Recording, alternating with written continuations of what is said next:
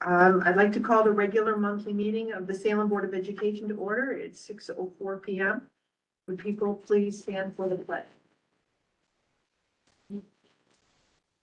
I pledge allegiance To the flag of the United States of America and to the republic which stands one nation under God, indivisible, with liberty and justice for all. If there have been amendments to the agenda, I would like to announce that there will be no action taken on item 6.9. It has been removed from the agenda because it came to our attention that this action should be addressed by the new board, which will be organized in July. Yes, there is an addendum of 2 personnel items and 1 action. So we will add those to the end of personnel material 6.9, 610, etc. Turn it over to the superintendent for our report. Good evening. I have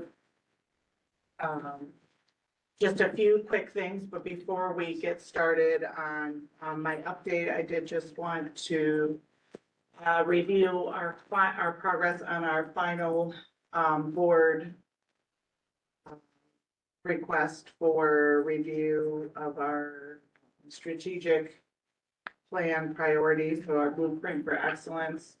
As you're aware, we have 3 priorities, and we, instead of doing our entire review at the end of the year, in one fell swoop, last year was a bit overwhelming. So we took 1 priority starting in April and went through academic excellence. Last month, we reviewed our priority supportive environment, and tonight we have community connection, and Katie Jones and Wilmore are going to go through some of the progress that we are making and some of the things that we're doing in-house in the district to meet those priorities in our 24-25 school year. So. Thank you. Do we have a clicker, Joel, or should I? I can just stand over there. It's fine. Yep.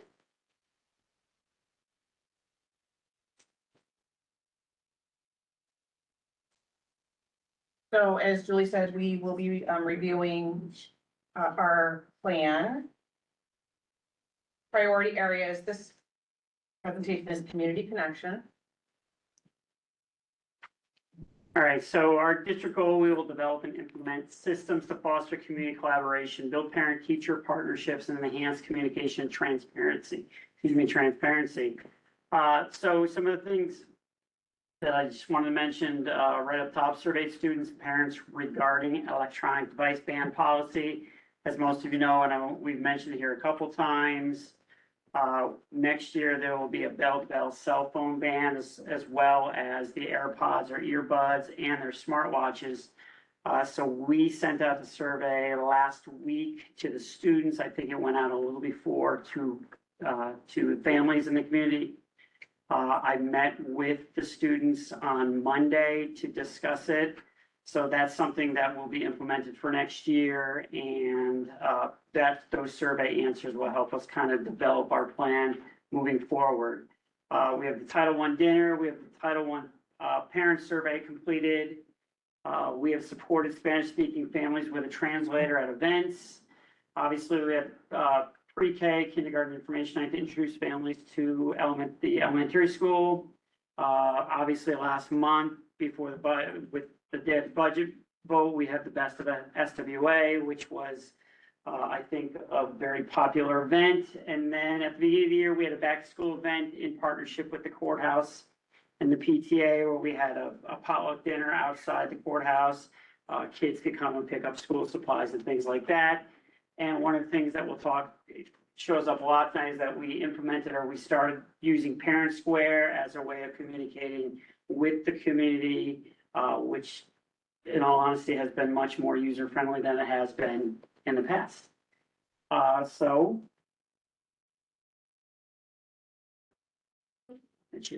we provide opportunities for parent and family involvement in school activities and decision-making processes.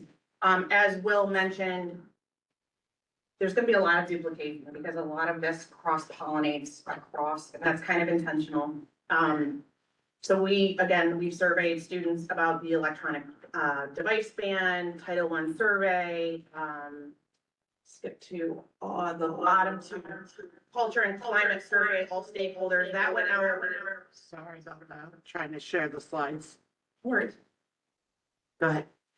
The culture and climate survey was sent out in early June, to all stakeholders. So that means that it went to students, teachers, non-instructional staff, and the community. And a new addition to our plan, or our processes are, we added parent members on interview committees. So when we have open positions, whether it's a teacher or administrative position, we're including parents, in that process when we're hiring staff. Next steps are to, actually enact the, policy to address electronic device ban. And, we're going to continue informational sessions as useful to the community. And as I kind of cross-pollinate into another role in the district, I'm going to be looking to seek some information, and I know Will already does this, but seek some information from parents and students to see what's helpful. What are we doing? Or what are we doing and maybe that's not helpful, that could be replaced with something that would be more helpful. Offer workshops and resources to support parents in their children's education. This year we had parent literacy information sessions. We added the pre-K and K parent workshop launching book bags.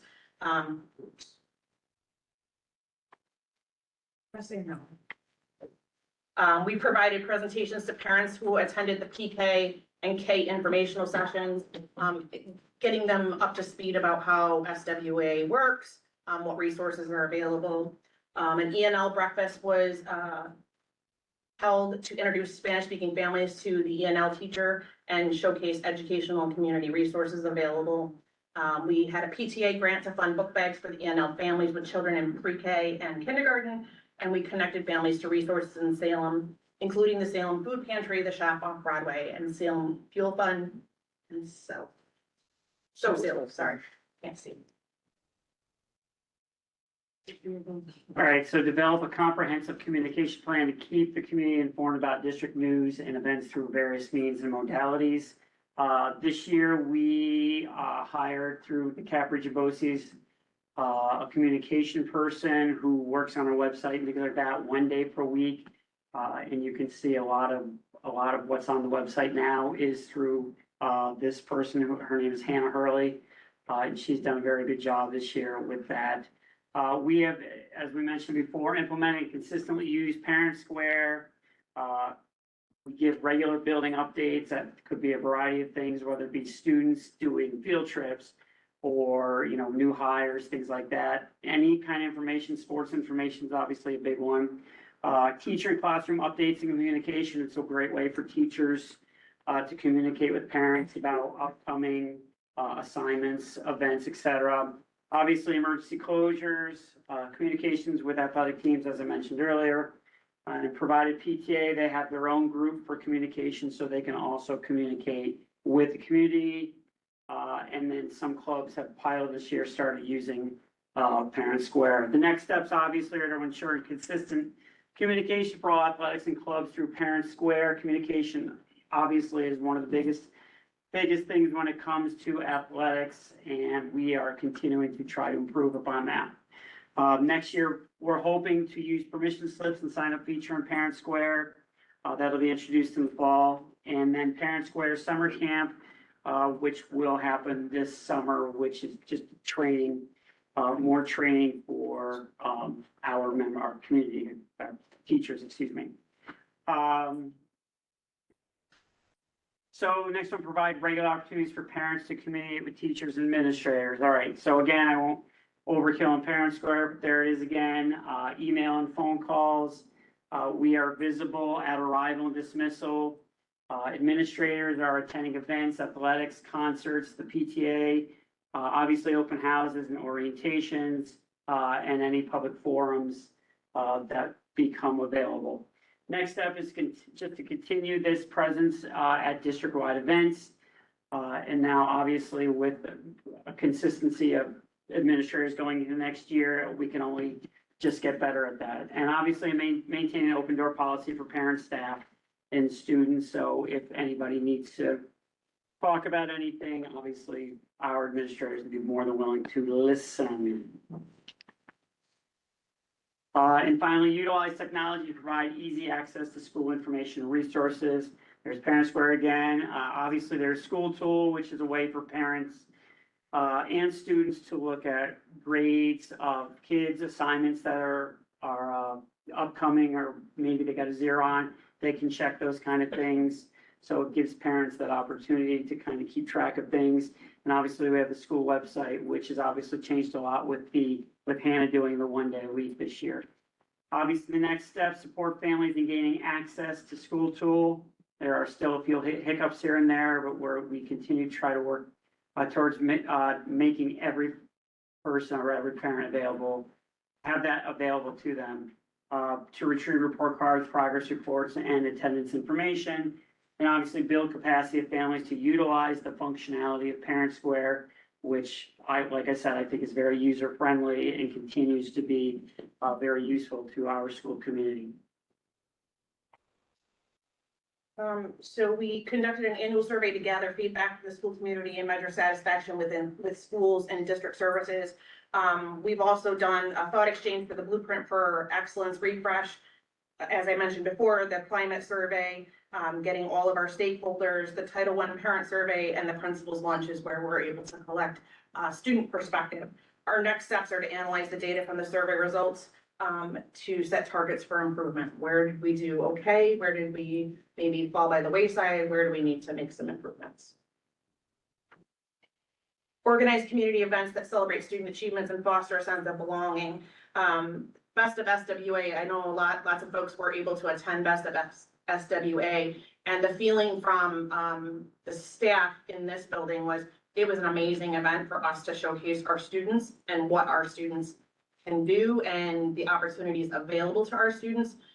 So I know many people who didn't participate this year intend to participate in the future, and it can only get bigger and better for us. We have courthouse readers where we work together with the courthouse and our younger kids. Next steps are to expand opportunities for collaboration between the district and the community. And that is it.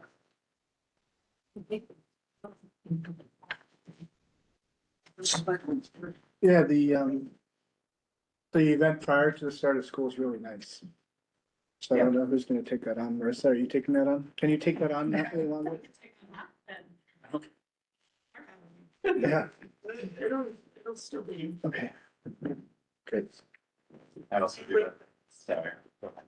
Yeah, we also have plans to, continue a lot of what we've accomplished this year with Kim, paving the way, and we actually have a lead on a grant, as well, so that might be able to sustain her position. So recently she attended, a workshop and met someone who has a lead for us for a grant opportunity, so, Oh, welcome. it's something that we're continuing to work on. So I'm sorry, somebody. No, it's all right. I just wanted to say that it was on the third slide, I believe, that we looked at where it was Mrs. Jones first. I wanted to say that a lot of the stuff that was on that slide, in fact, I think the majority, all of that was done by Mrs. Kim Carr. I want to make sure that everybody knows that she is the one who organized all those sorts of things with the translators and the literacy event. Again, I hope we do eventually find the money for it. And then I'm also wondering if we go completely digital in terms of the subjects of like permission slips and whatnot, is there still going to be a paper alternative in the case where a parent cannot access this information to get a permission slip? Yeah, we always have to have a paper alternative. I mean, New York State, through the education department, always has a paper alternative, so it'll never be fully e-filed or e-doc. Okay, that's all I was worried about. Thank you. Any questions or anything else about the presentation? I think it showed good progress this year and hopefully we can sustain it. So moving on, so Mr. Moore, and touched on in the presentation a little bit about our survey, so just wanted to update you. So some places it's called the bell-to-bell cell phone ban, some places it's the electronics ban. It really, we're it really goes beyond just cell phone. So it's anything that can be connected to the internet, or have access to the internet. So it'll also include watches, smart watches, wireless earbuds, smart glasses, any other device, tablets, any other devices that may come into fruition. So the law basically says or anything similar. To that, we did recently receive a suggested policy from Erie One. We did submit it to the school attorney. And they made a couple recommended just changes really from cell phone or internet devices to electronic devices, and then defines what those are. So just being a little more clear that the policy will move with the technology that will come into play, such as smart glasses and other devices that we may not even comprehend at this point. And so the survey we sent out to families, students, again, the law is pretty prescribed. So really looking at how can we support families and students with the transition? What are their levels of comfort? What questions do they have? What levels of concern maybe do they have? And we did send that to families and students 6 through 12. I had a meeting today, so we're doing some of our end of the year listening sessions with the teachers, and I met with the 5th and 6th grade teachers today. And so the 6th grade teachers were talking about that the students were a little confused by the survey because they don't in 6th grade have access. So in 6th grade, they keep them in their backpacks and or lockers, as all elementary schools are required. But we did want to include them because going into 7th grade, the use of the yonder pouches will be something that they will have, be subject to. So we did want to include parents and students of 6th grade as well. And I do think it'll be most difficult for our students who have been able to, so we have a cell phone policy, but it's very restricted right now.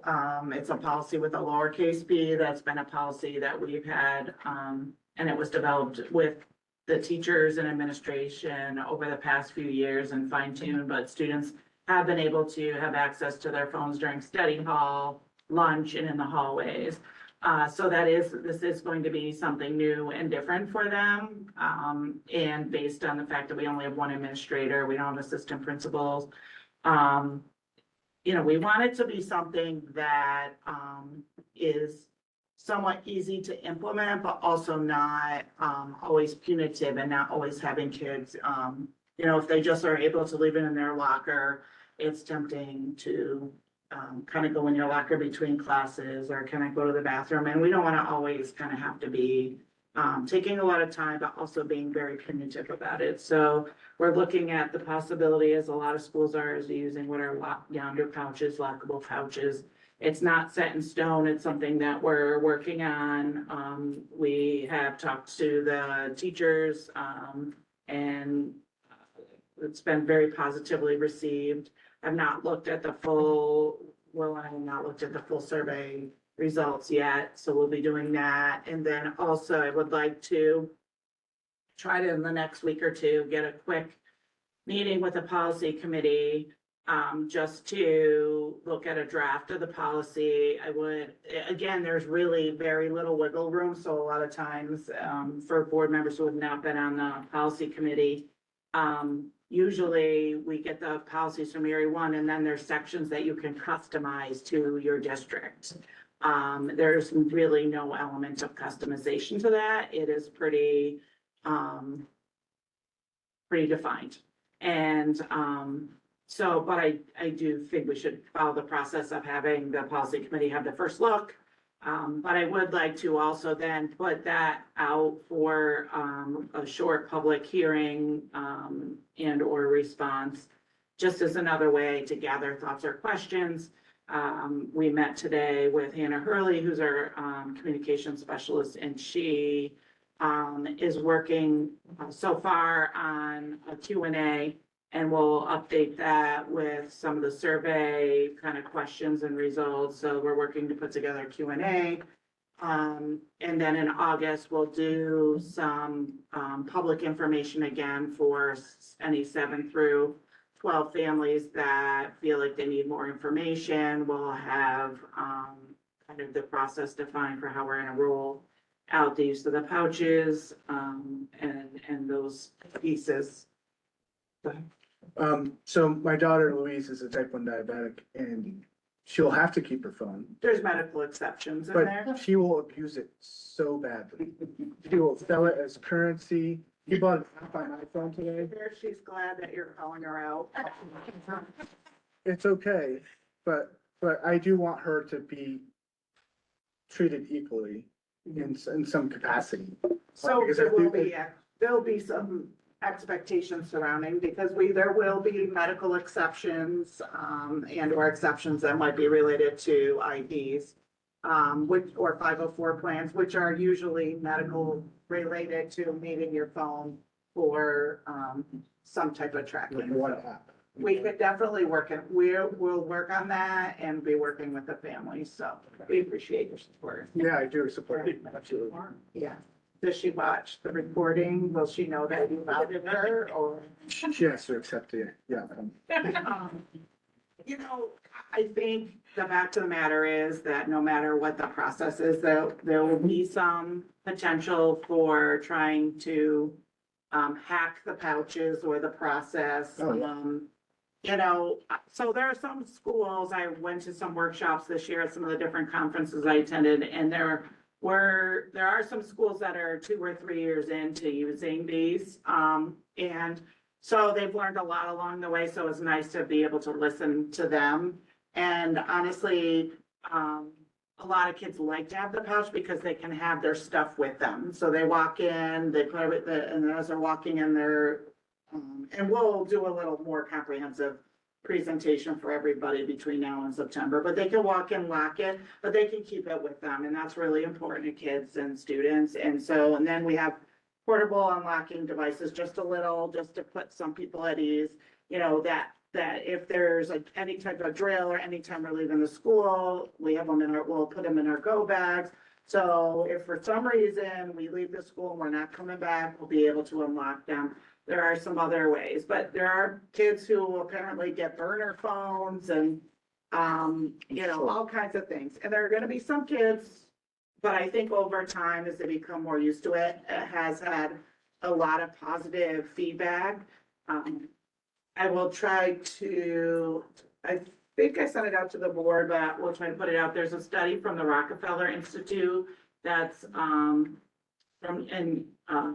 a very well-respected research entity in New York State, and there's a lot of great research about why this is good for kids.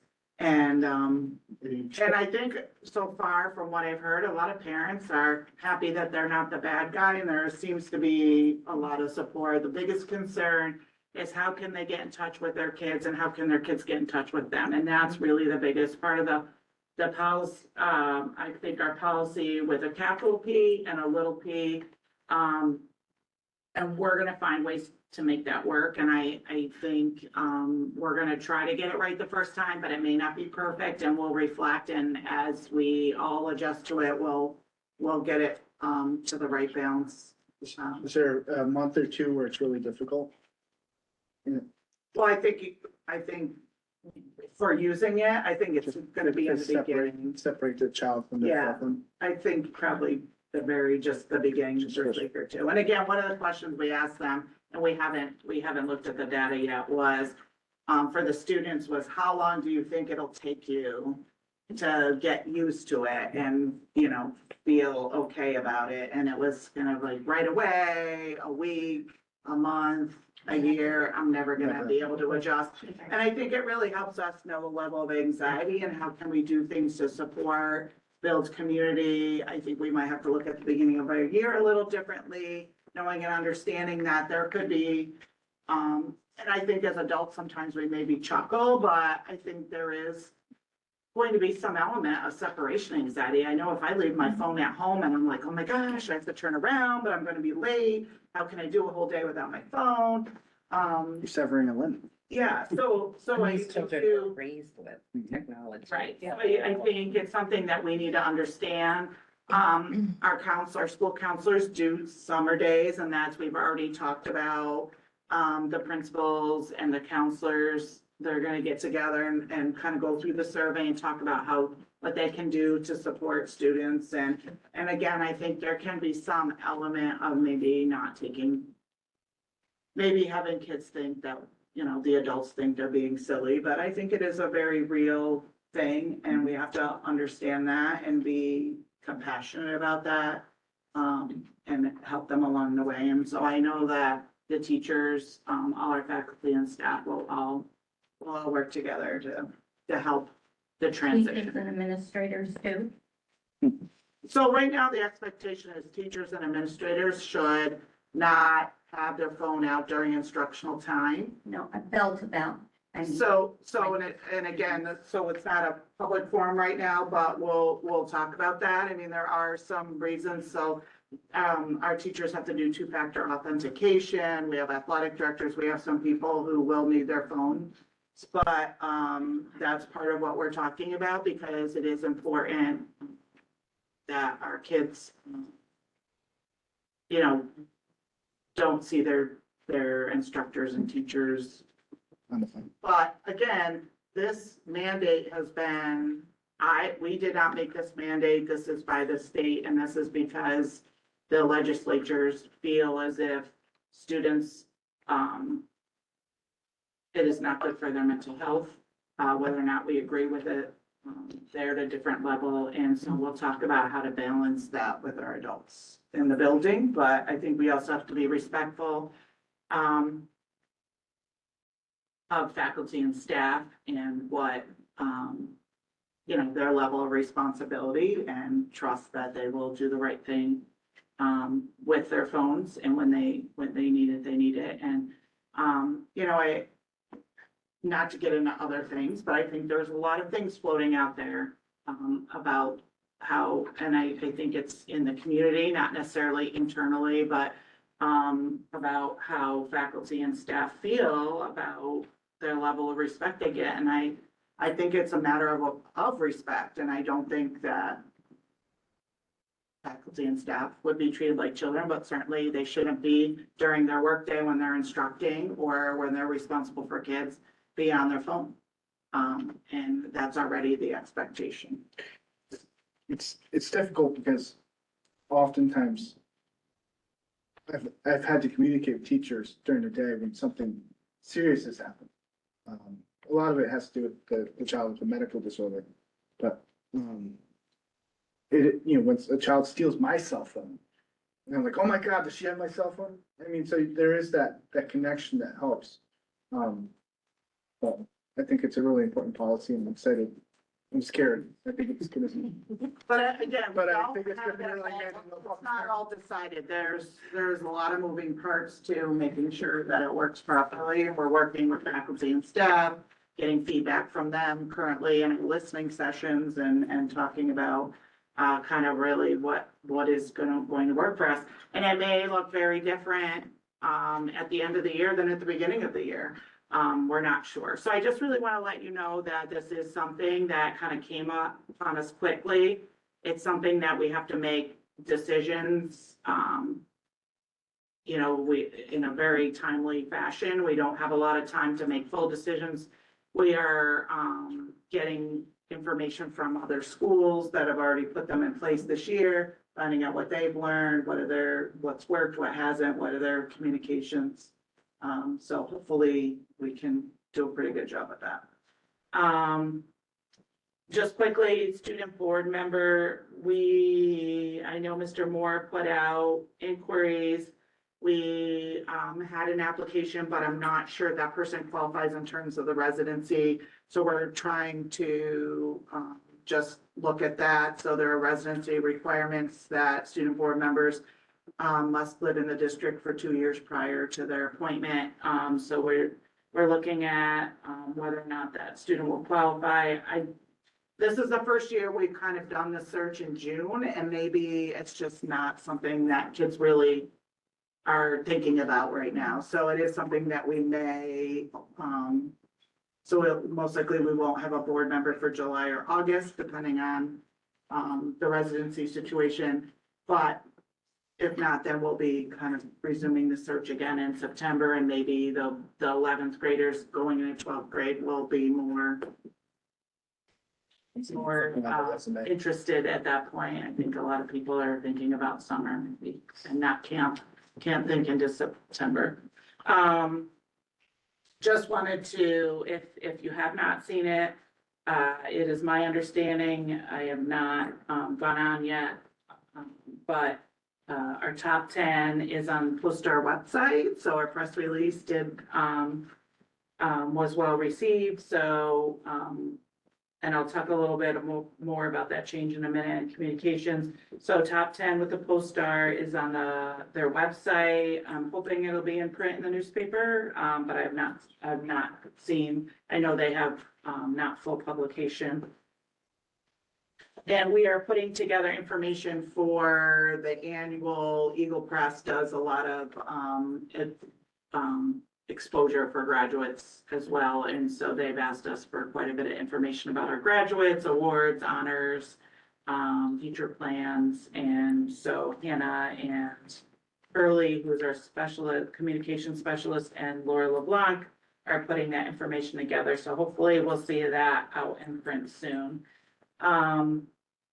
I will say before I talk about communications, because that one might take a few minutes. Right now is the final push towards graduation. It's Regents and final exam week this week and next week. We do, just because of the schedule of Regents, and we do cut it pretty close these days with graduation. We anticipate, obviously sometimes kids are a little close. We anticipate a 90% graduation rate. It could be a little less depending, but we feel like everyone's getting over the finish line. We did have a few students along the way, some that have dropped out, and some students who receive an alternate diploma, skills credentials do not count in that number. I think that's not proper. There's been a lot of feedback. I think this states the accomplishments of a lot of our students, our special education students who accomplish great things as well. It just is not, they don't fit in the square peg in the round hole of a Regents diploma, and I think that is unfortunate. But so that if we did include those students, it would be closer to 94%. With just 2 students dropping out. And one of them was a transfer in, and did not spend a lot of time here over the years. And, another student, actually 2 students, who transferred in and just, I think caught up in the COVID situation. They are eligible to stay in and graduate in 5 years. So we'll see. Hopefully that might be a possibility for them. But I think that's a great accomplishment. It has not been 90% since, in 2016, it was 91%. It was as low, in the few years after that as 68%. And we've been steadily in the high 80s over the past few years. So 90% is a great accomplishment when this group. It's the beginning of the year to the end of the year, or what's the variable? What's the calculation?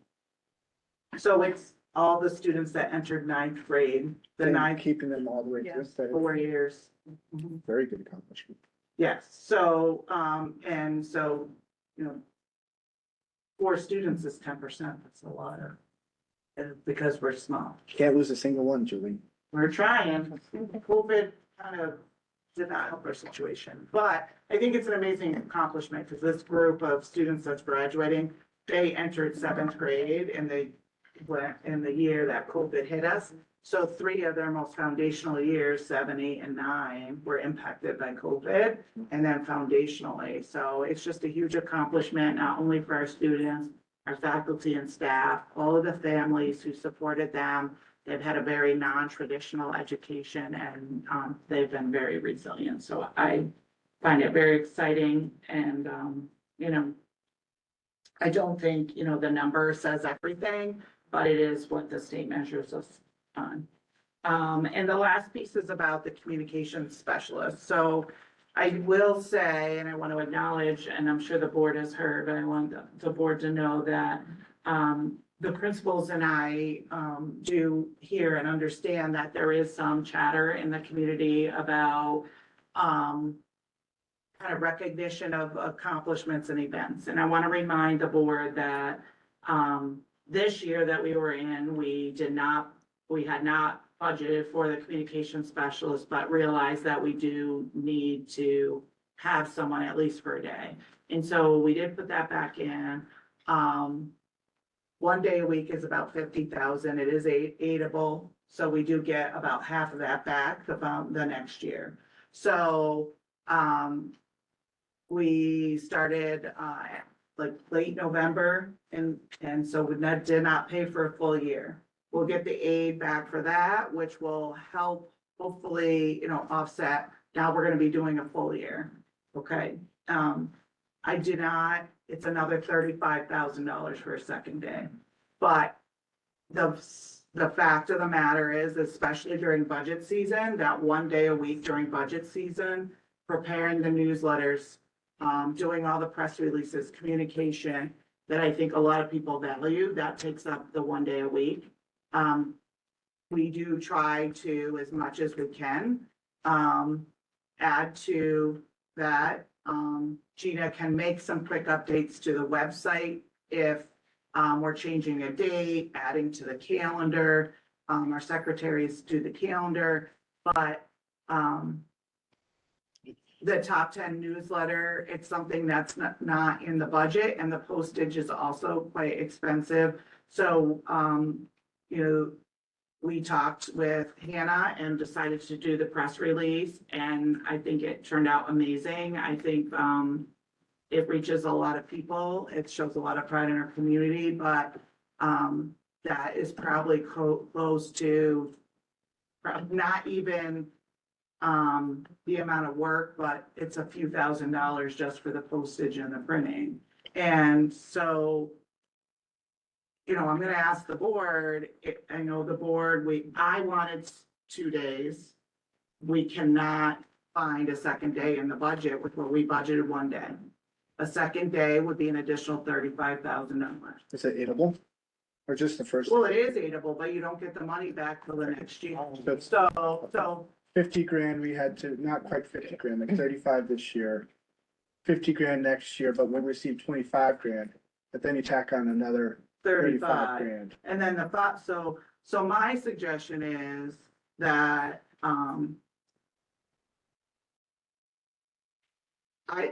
so there's 2 things. Number one, if you want to do this, there's very little fund balance. We do not have a lot of money on the side for if we get additional special education students or placements. But I really think I would like the board, to understand and be involved in this decision, because I think that, What would we have to accept that we're not gonna have everything that we want in terms of exposure. It'll be very similar to what we had this year, which I think Hannah's done. Sometimes she schedules things, so sometimes you might not see, something about a concert or a big win, right? Like, the girls wrestling and all their recognition, but she ended up doing an article on that. Or she'll do a few Facebook posts and, schedule them out so that we're getting some regular boost. She's trying to be equitable and looking at across the board and not only focusing on athletics. But I think that 2 things. Our foundation aid is about $70,000 less than what we put in the budget. On the final run, correct? So that's already gonna eat in a little bit. So we already had said we were gonna use 150,000 of fund balance. We're really gonna need to use 220,000 of fund balance on this current budget. If the board would like to use another 35,000 of fund balance, that would be the board's, but we would ask the board to approve that and increase the budget to use more fund balance, because I cannot take 35,000 out of the budget for a second day. And I know it's important to the board, but I am We just, concerned that I need people to understand that it's not that we're not trying to put things out, we can't afford to. I love what's going on in the communications department. I think what we have is great. And we implemented it last year in September and October, so we can implement it again in September or October, right? If we need to, the second No, day, well, the second day. you could, I guess, yes, but it's going to come out, it's going to need to come out of fund balance. The board would need to say we're increasing it and going to use another 35,000. We don't have to make a decision at this time. We can allow the year to unfold a little bit further. Yeah, I wouldn't be comfortable making a decision. right Oh, now. no, I don't think so, but I think we have to understand that we did put out a budget that our target was to preserve some of that cash flow. Yep. And if we start to think about how, it would be nice to add something to the budget, I think we still need to take a very close look at the long range plan for us as to what we said we wanted to do with that money that we have. And yes, we can have anything that we want, but we have to pay for it. And by paying for that, it will come out and might actually cause something else. So we do have to take an opportunity to think about it. This can come up again as a discussion item. And we can all think, we can put our thoughts together as to how we would want to. Perhaps I would be more inclined if there's a specific outcome we're looking for, as opposed to more articles, right? But marketing is better when it's just, what are you actually trying to do, rather than get stuff out there. Well, and so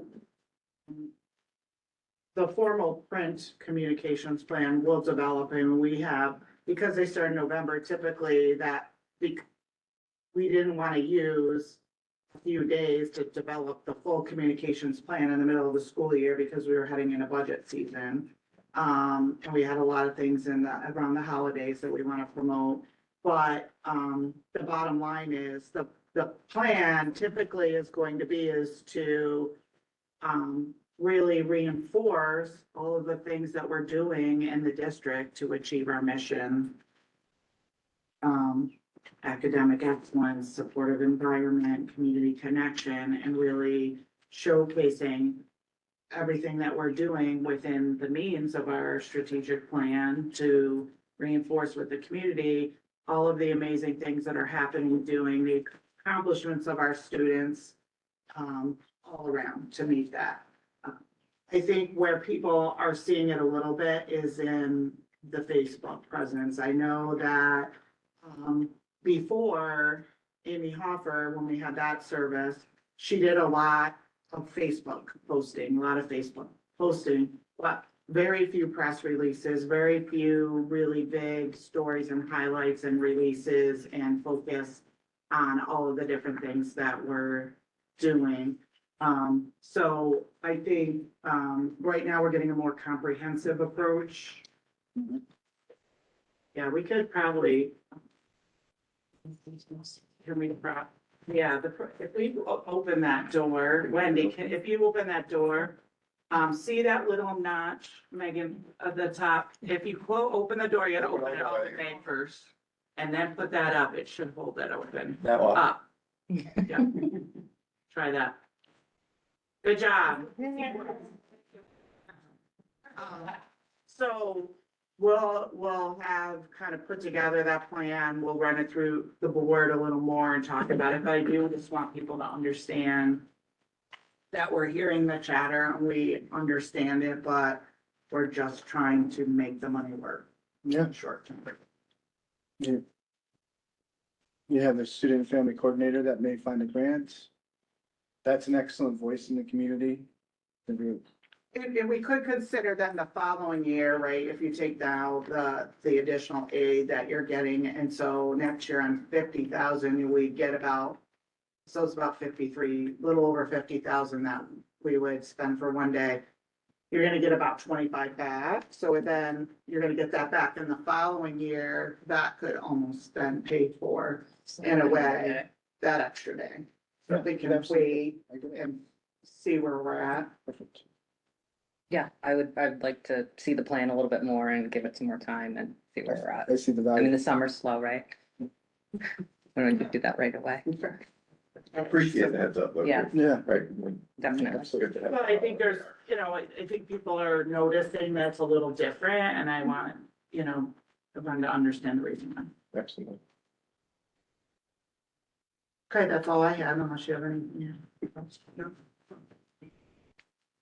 At this time, before I open up the floor for public comment, I would like to read a petition or a statement in response to the petition that we received in April. The Board of Education appreciates the community members who have expressed their concerns through the recent petition. We value open communication and are committed to ensuring transparency and accountability within our school district. Upon receipt of the petition and the accompanying documents, the board undertook a thorough review process, including the following steps. We reviewed the submitted documents. We carefully examined all materials provided to assess their accuracy and relevance to the concerns raised. We had a consultation with our school attorney. To ensure that our review aligned with legal standards and the district policies, we sought guidance from our legal counsel. Analysis of signer list. We conducted a detailed review and verification of the list of signers to confirm their connection to our district and their eligibility to participate in the process. We had a discussion with the superintendent. The board engaged in a thorough discussion with the superintendent to gather context and insights related to the concerns presented. And we reviewed the climate survey data. We reviewed the results of the climate survey conducted last school year as part of the strategic plan to understand the overall environment and identify any ongoing issues within the district. The board determined that the statements made in the petition fell into two categories. First, the statements that reflected concerns that are actively being addressed by the superintendent and the administration, and statements that were unfounded and or misleading that do not accurately reflect the superintendent's leadership or the facts considered by the board. Board of Education supports Superintendent Julie Collier, whose unwavering dedication and exceptional professionalism have been pivotal in advancing our mission and vision. We want to assure our community that we are committed to continuous improvement and addressing concerns in a transparent and responsible manner. The board will continue to work collaboratively with all stakeholders to maintain a safe, supportive, and effective educational environment. Thank you for your engagement and dedication to our schools. Tina, can we add that? Say that's entirely to the record. Thank you. This time, I'd like to read the statement before public comment. We are about to convene into the public comment period of the meeting. Although the state law does not require us to hold a public comment period, we have chosen to do so because we believe it is very important for us to hear comments, concerns, and questions from our community. As outlined in our policy, the public comment period is not designed to be a discussion. Please do not expect the board to respond to your comments or questions tonight. We will, however, respond to your questions at a future meeting if necessary, or have the proper staff member get back to you at the appropriate time. Anyone making a comment to the board, please come to the podium and state your name and say where you're from. All speakers should address their comments to the presiding officer. Any group or organization wishing to address the board may come up to the podium, but they must identify a single spokesperson for their comments. Each individual speaker will be allotted 3 minutes. The individual time limits will be enforced so that as many members of the public who wish to speak may be allowed to do so. Speakers may comment on any agenda item or any matter related to district business. The board will not permit in public session any discussion involving individual district personnel or students. Anyone wishing to discuss matters involved or directly related to individual district personnel or students should present their comments and or concerns to the superintendent during regular business hours. Anyone wishing to discuss matters that directly relate to board members or a specific board member should contact the district clerk to schedule a meeting to discuss your concerns. As per our policy, the presiding officer will remind speakers whose presentations are inconsistent with these rules. We want our school board meetings to serve as an example to our students that members of our school board and members of our community can deal with controversial issues in a civil manner and demonstrate mutual respect for one another. In that spirit, we insist that all speakers and members of the audience please maintain civility and respect for any divergent views that others possess. So at this point, I would like to open up the floor to public comment. 6:54.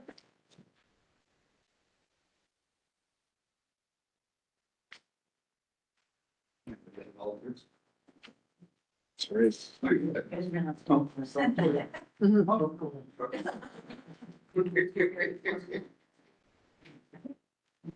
Don Davis, district residents. 20 years I've been piloting up communication. And tonight you actually talked about it. Thank you. Sports is easy. If you enjoy sports, it's easy to find sports. I've never cared. But I'd like to know about mock trial. I'd like to know about the math club. I'd like to know what the kids are doing. So would your community. Especially when budget time shows up and you try and convince the community to give you a supermajority. You have to convince the community the kids are fantastic and there's a reason to support them. Yes, it costs money, and no, it's not in the budget. But it will come back to you in droves if done well. It is marketing. It is publicity. That's exactly what it is. But our kids are worth it. And it's worth something. That's all. Thank you.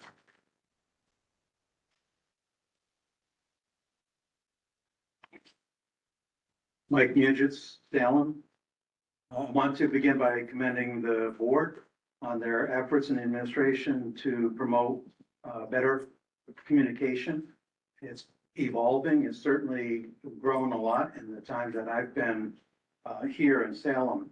But I want to piggyback on what Mr. Davis said. When I was a superintendent, I retained author rights to the school's Facebook. And it was incumbent upon faculty members, directors, coaches to provide information. And it's something that's more timely. I think one of the concerns among the community is that something happens, they know something happens, but it doesn't fall in a day when the BOSIS communication person is here and it becomes old news fast. So I would encourage you to have someone not write articles, but provide precise and concise information and through Facebook or social media. In terms of recognition, I don't know whether the faculty members who are retiring were invited to tonight's board meeting to be recognized. I believe there were 3 of them for over 100 years of educational service. You did a fine job of acknowledging tenured teachers when they were awarded tenure. And again, I don't know if they were invited, but it would have been really nice tonight to honor them since this is the last regularly scheduled board meeting of the school year. Another communication, if you can use Google Translator or another translating app to send information to people who are Spanish dominant. My wife and I tutor and work with a lot of the migrant families, and we've seen where notices come out and it's in English and they don't understand it. I'm going to be an advocate for teachers to have cell phones in the classroom. I'm certain, as a former high school principal, I'm certain that high school students who are denied that will call out teachers who are using it inappropriately. But for security purposes, I would like to know that the teacher in my grandchildren's classrooms and others have access to that form of communication in the event of an emergency. Thank you. I just wanted to add, because I think it's important. So our parent square, and Mrs. Carr has been working with, so our parent square has the ability that, users, and we've been trying to get that out to our, families, our Spanish-speaking families. So when we send out a notice, it automatically can be received in Spanish, even when we send it out in English, it automatically translates. That's one of the reasons why we went with Parent I think Square. it was a text that came out. It was from the work text that. Again, they can put their settings in to receive it, and we can certainly help, Good. spread the word. Again, to a lot of our, friends and community members who assist, because there is a setting that we can do that, and we could, possibly, it might be helpful. And I don't think it is on there, but we could put instructions on the website for other community members to assist. And our website itself, you can, with a click of a button, will translate into. Okay, I'm not familiar with Parent Square since I'm, Yes. they don't have So, a Parent but we'll Square. put some. But I'll get Yeah. together with someone who does and Yeah. we'll make sure. And that- we'll work and try to get some of that information on the website, just, so that others could assist Okay, with that, because it is one of the main reasons why we went with that, because we do want to try to, we've been really trying to improve how we communicate with our Spanish-speaking families, so. Actually, that, accessing the older population in the community would be a big help. And I prefer to be more experienced now. I've even tried to say, this is Facebook and this is the Salem Washington Academy page, and you should follow it because there's great things on it. And, so we're working as we grow with our use of Parent Square. We are working also on. Thank you. Thank Yes, you. thank you, Dr. Mujas. On how we can, so there are other features where, there's two different ways you can have a community group.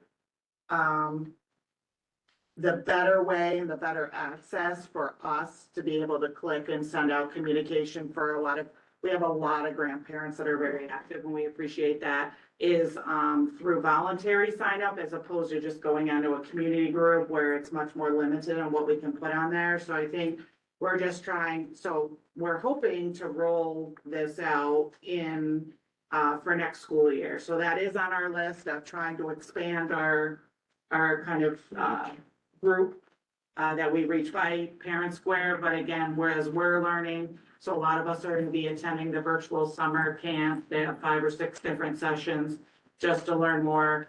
But we've also tried to slow things down because we know that we've had to do better with communication, and trying to rush into too many features of Parent Square at once and not being good at it, I think would be frustrating for not only us, but others if we didn't do it well. So, but it is on our list. So we will, Thank you. but I think it's a good point, and we do have some of those features that we want to be working on. Hi, Meg Adams, Salem. Parent Square, I think, has been a great thing. I also want to just say, if you talk about it more over the summer, it's what Cambridge uses. So, for example, soccer they're the ones for boys soccer. So as a soccer parent, we were able to get those notifications, and BOCES uses it too. So you can switch schools. So I would be sure if you add any instructions, that's very important. Okay. You can link and switch schools, especially for BOCES parents. Mason, I just want to say thank you. As the representative and a senior, it's been a pleasure. I've known you outside of here, but it's been a pleasure having you and listening to you on this board. So I just wanted to acknowledge that and say thank you for your time and commitment.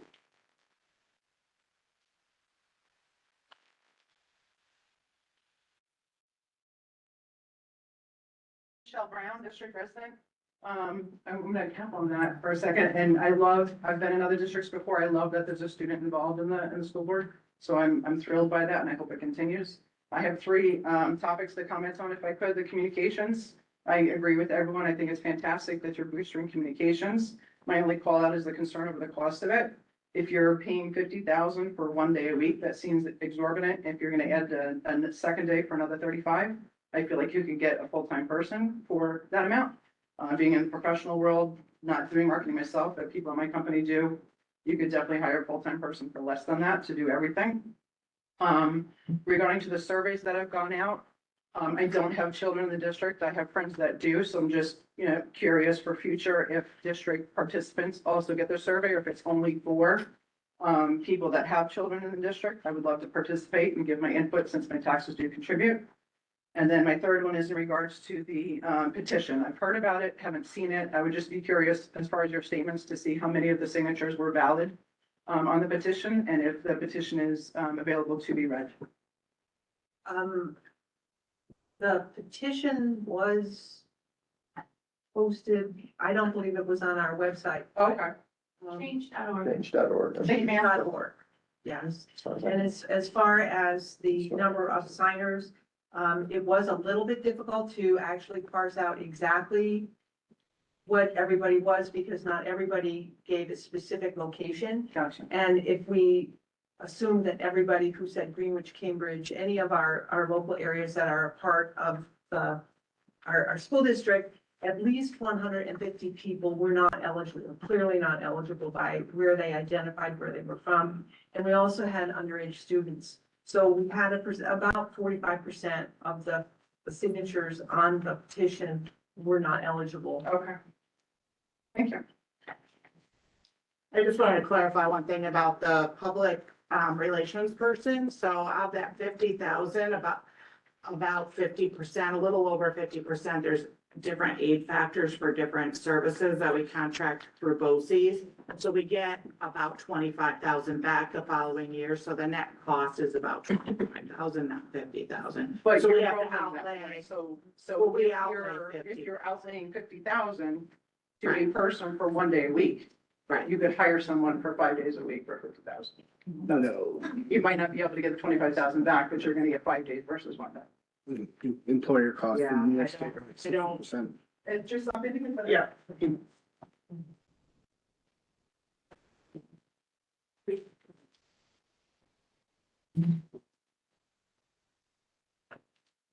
My name is Bob Skalowski. I live here in the district. Just two quick things. One is, there's a lot of good discussion, on your first agenda item, which was reports. I do think that some of those things would be better off as discussion items that were listed right in the agenda. Because there might be people who are interested in coming to hear about communications that might not come otherwise.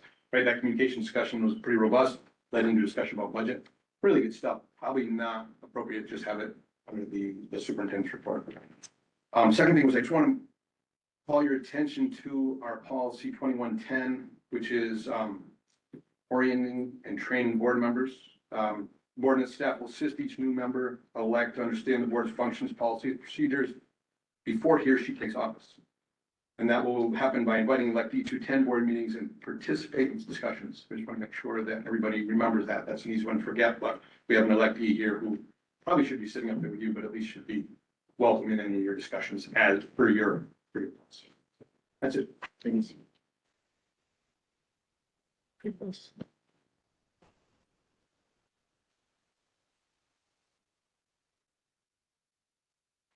Any further comments to the board? Thank you very much for your comments. We'll move on with our agenda.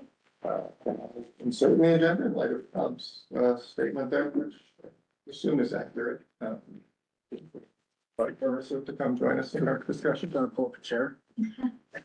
Can we do that? As past practice is not to have the person, That is the policy. It is a policy. but we have had discussions, outside the table, but,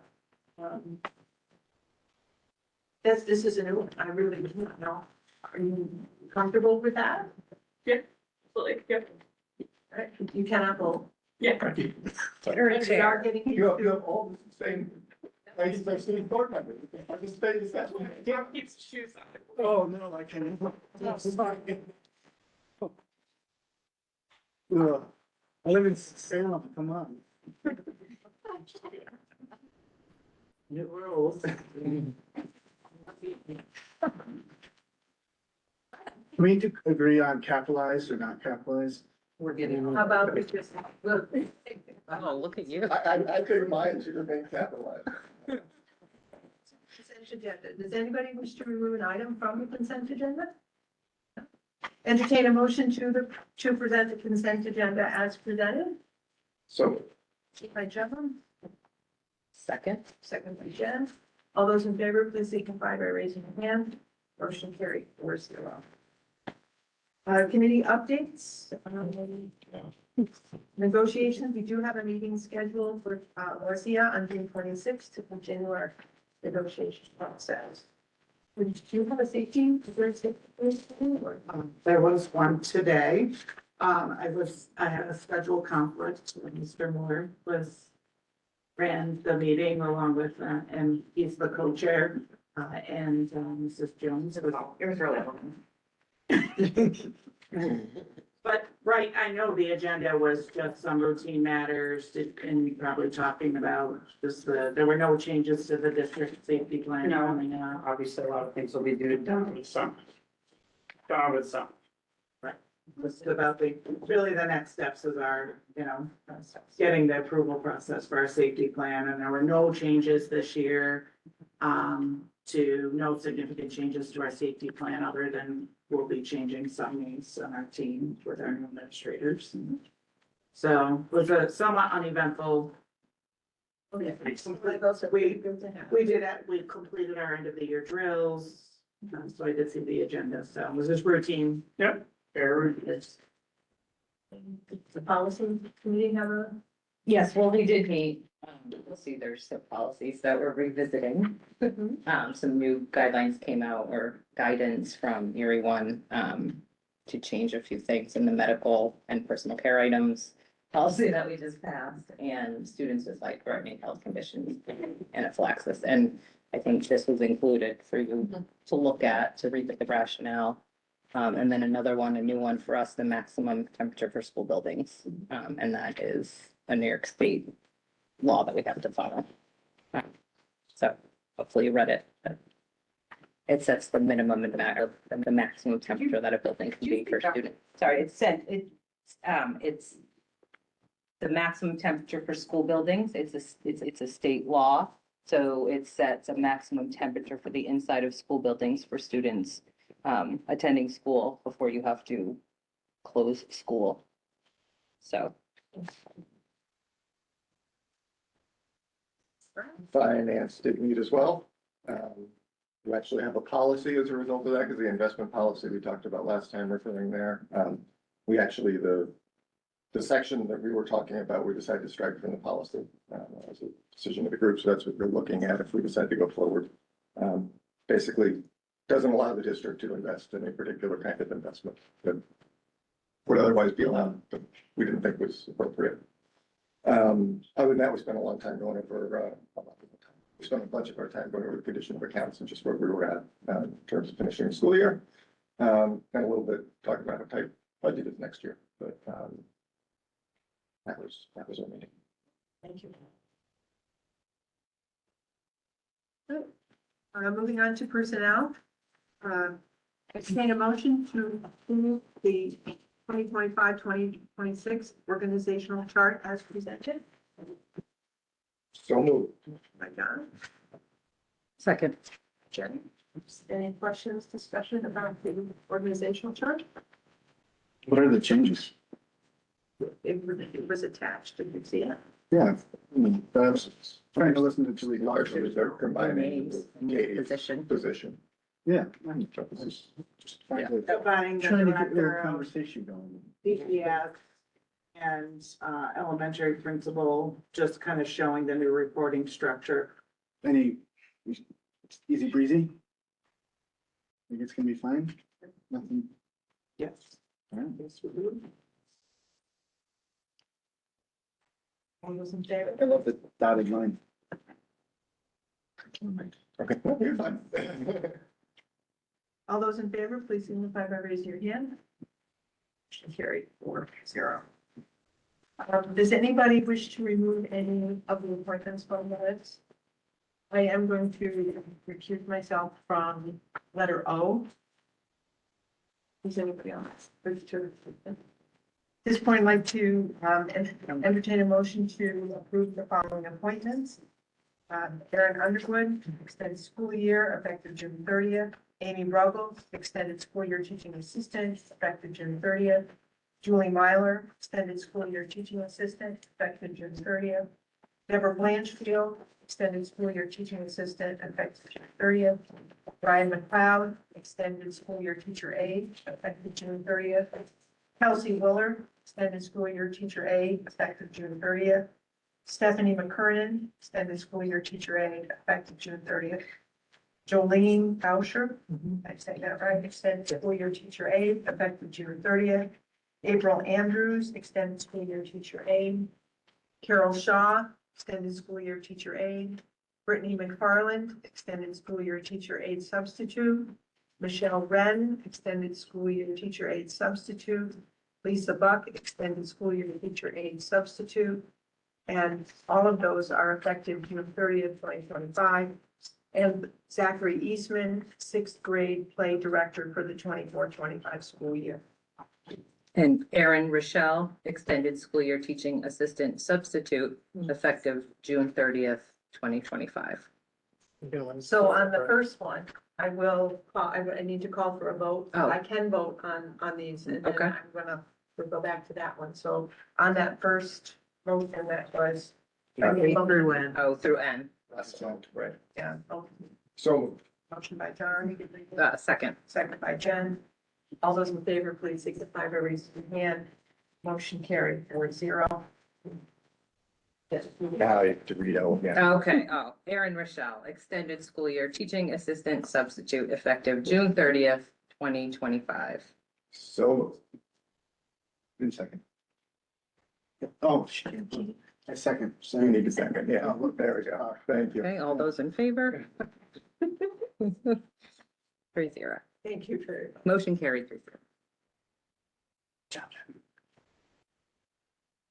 Moving on to abolishment of positions. Entertain a motion to abolish the following positions. One position within the mathematics 7 through 12 tenure area, effective June 30th, 2025. One position within the English 7 through 12 tenure area, effective June 30th, 2025. And one position entitled Student and Family Engagement Coordinator, effective June 30th, 2025. So moved. Second. Second by Jen. So if we do find a grant. We go down to. Have to reach back the and Yeah. indicate those. That's fine. Okay. Any other questions or concerns? And no one- What the budget makes us do. It's with a heavy heart. Yep. All those in favor, please signify by raising your hand. Motion carried 4-0. Entertain a motion to discontinue the services of the following individuals due to the abolishment of positions in their tenure area effective June 30th, 2025, as they are determined to be the least senior teachers in their respective tenure areas. The following individuals will be placed on the preferred eligible list for 7 years after the position has been abolished. Tanya Brown, mathematics 7 through 12, and Samantha Core, English 7 through 12. So moved. Motion by John, Second. second by Jen.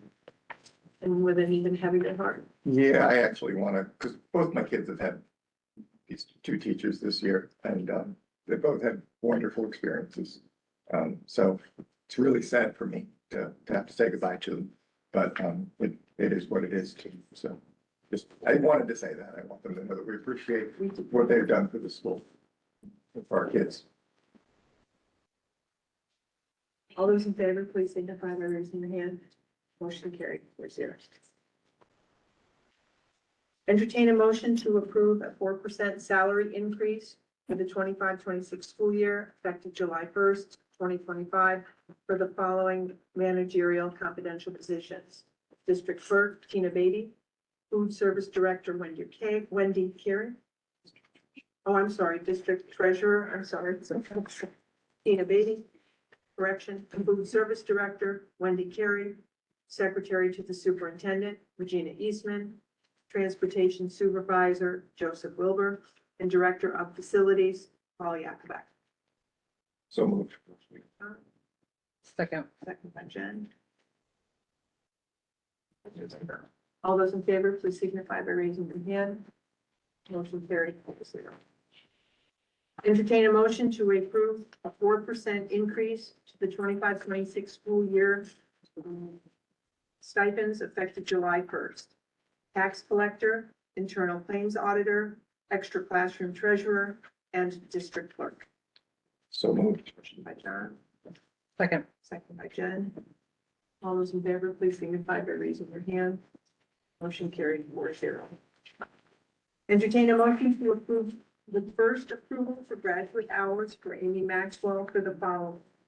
In the fall of 2024, 3 credits, the spring of 2025, 3 credits, summer of 2025, 3 credits, and the fall of 2025, 9 credits. So moved. Motion by John, Second. second by Jen. I don't know. What is the first approval? What is that? I guess I don't. So recall that happening. it gives the approval that the person can take the classes. Oh, I and see. they Submit. Well, after completion there. They Yeah, submit, great. they- Yeah, It's Okay. a part of the contractual, got it. and it's really for auditing purposes. Any other questions? All those in favor, please signify by raising your hand. Motion carried 4-0. Entertain a motion to approve the following resolution. Be it resolved that the Board of Education of the Salem Central School District, upon a recommendation of the Superintendent of Schools, hereby appoints Catherine Jones as the Elementary Principal, Director of Pupil Personnel Services, commencing on July 1, 2025, approves the terms and conditions of employment, and approves the payment of monies therein. Mrs. Jones's probationary period commenced on November 18, 2024, and is anticipated to end on November 17, 2027. Mrs. Jones holds a professional certification in the school district leader area. So moved. Motion by John, Second. second by Jen. All those in favor, please signify by raising your hand. 4-0. Thank you, Kate. There were 2 additional personnel items on our agenda, on the addendum. Let's take care of those. Entertain a motion to approve the appointment of Courtney Hale as the extended school year licensed practical nurse effective June 30th, 2025. So moved. Motion by John, Second. second by Jen. All those in favor, please signify by raising your hand. Motion carried 4-0. And entertain a motion to approve the memorandum of agreement between the Salem Central School and the Washington Academy Teachers Association for the senior class advisor stipend, $750. This stipend is for the services provided from June 1st, 2025 through June 30th, 2025. So moved. Motion by John, Second. second by Jen. All those in favor, please signify by raising your hand. Motion carried 4-0.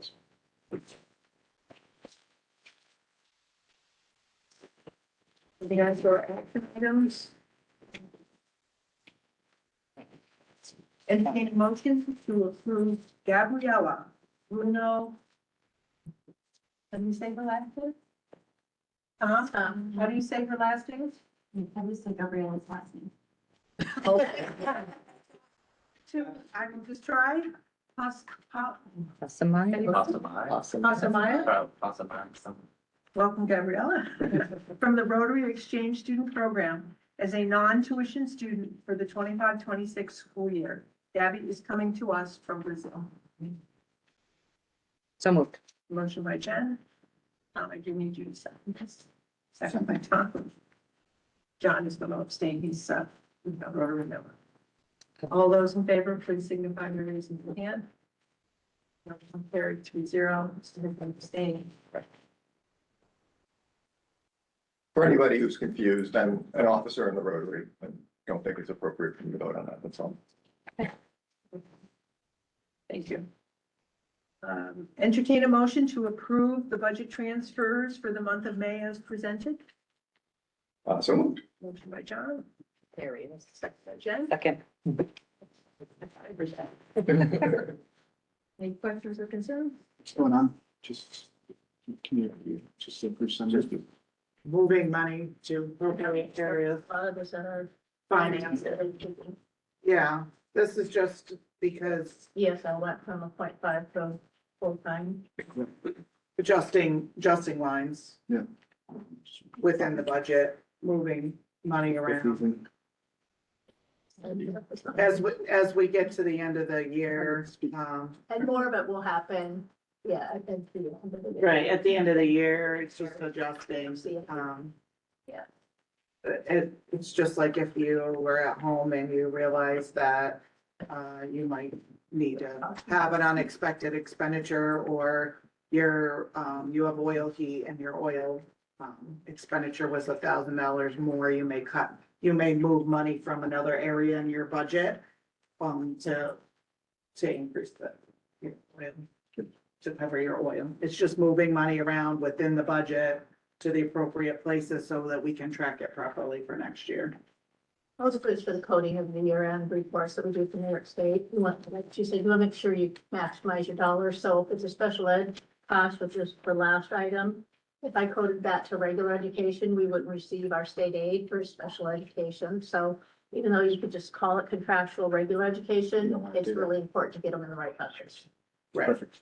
And the other piece of it is, special education is always the most, hard to predict which there are a lot of different lines in special education and it's hard to predict where you're going to have your expenses. Sometimes if we don't have enough help to service, in say a related service, we may contract that out, which then changes the money over to the contractual line out of the regular salary line, or vice versa. We may think we were gonna contract out, but we might want to cover it in salary instead. Sometimes we hire people at a higher step than we budgeted for. And at some point, we don't always move the money right away. Sometimes we just want to see how it shakes out, so. Very good.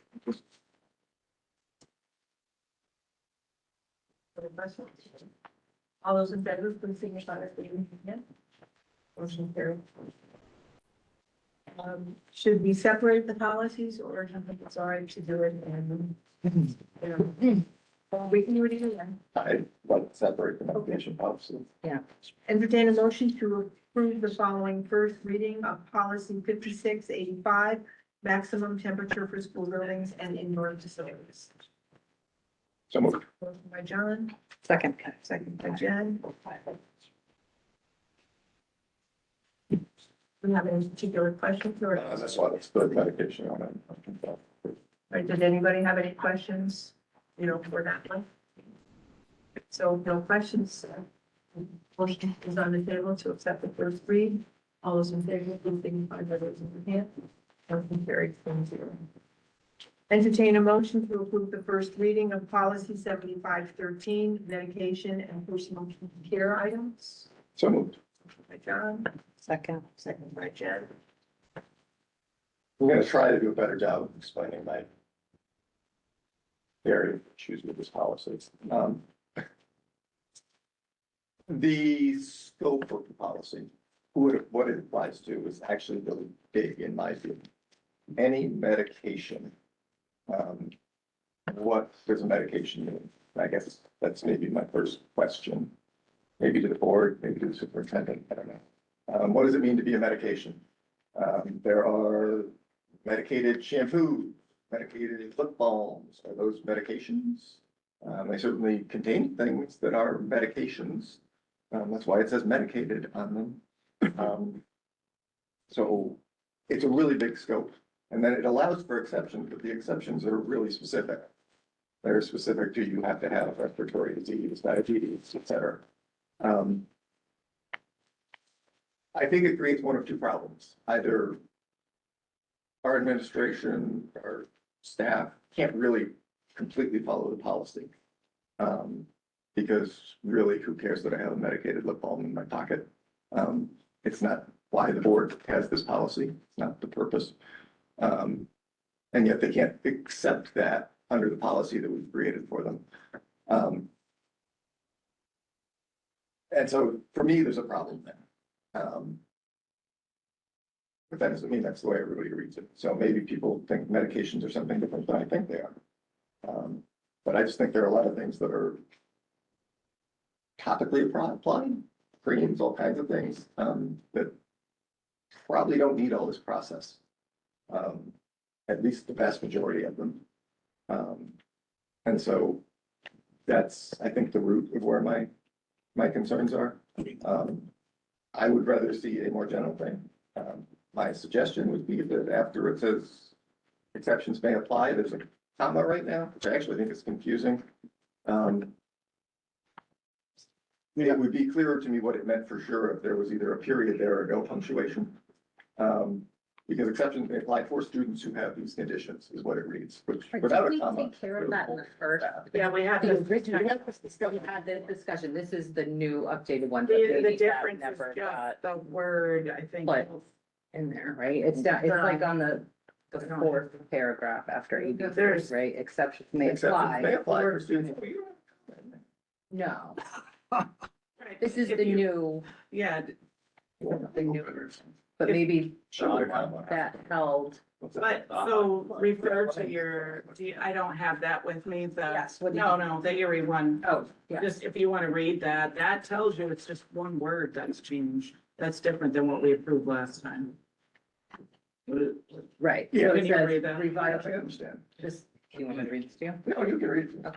The section on self-administration of medication was rewritten to clarify the roles and responsibilities for independent students who are permitted to self-administer medications during the school day, on school property, and at any school functions, and for the healthcare providers, parents, and the school. Language was also added to this section to reflect that students with diabetes will be permitted to carry food, oral glucose, and other similar substances necessary to treat hypoglycemia in accordance with district policy. Also revised in response to Public Health Law, Section 267, which changes the term feminine hygiene products to menstrual products. Under Public Health, Section 267, secondary public schools serving students in any grade 6 through 12 are required to provide menstrual products. So that changed. When we originally looked at this before this change, we did make that, didn't we make that change?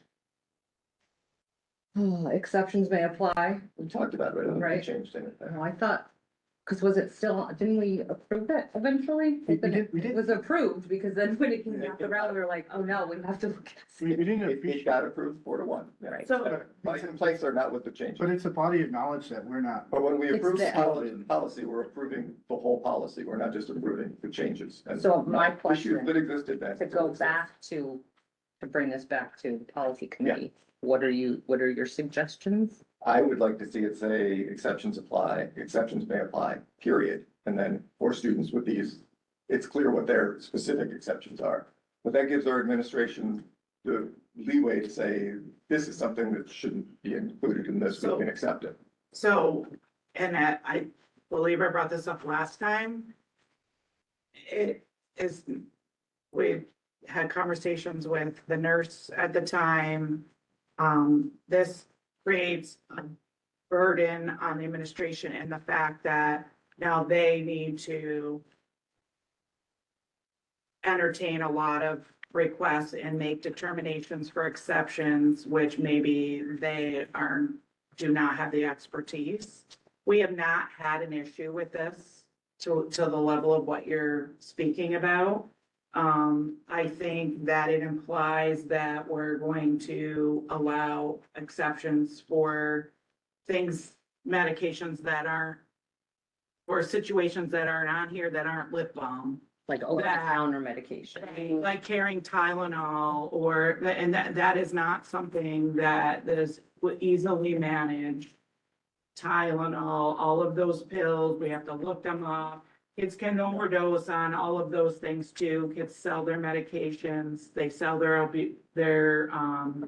Adderall. It is something that kids can have access to in the nurse's office. The need to self-carry, we did talk to the school attorney, and I did bring this back at the last meeting. This is for kids who need something in the case of an emergency. We have not had an issue with medicated types of lip balms and those You kinds of. haven't because nobody's enforcing that part of the policy. Do you have examples of? Oh, my kids have brought things to school. They Right. Say medicated on them in their But they're- pockets and in their book I don't bags. think Here. they're not They're in considered violation of the law. non-prescription medications. Are they? I think I don't that's an know. open question. It's probably a question for a court. What is a Yeah. non-prescription medication? This is not my body of knowledge, like, I understand it, but it seems like such a slippery slope to go down. I'm like, this, I can't touch this because I don't have this skill or knowledge in terms of being a doctor and defining what a medication is. I can't define a medication. Don't know what it is. I need somebody who can.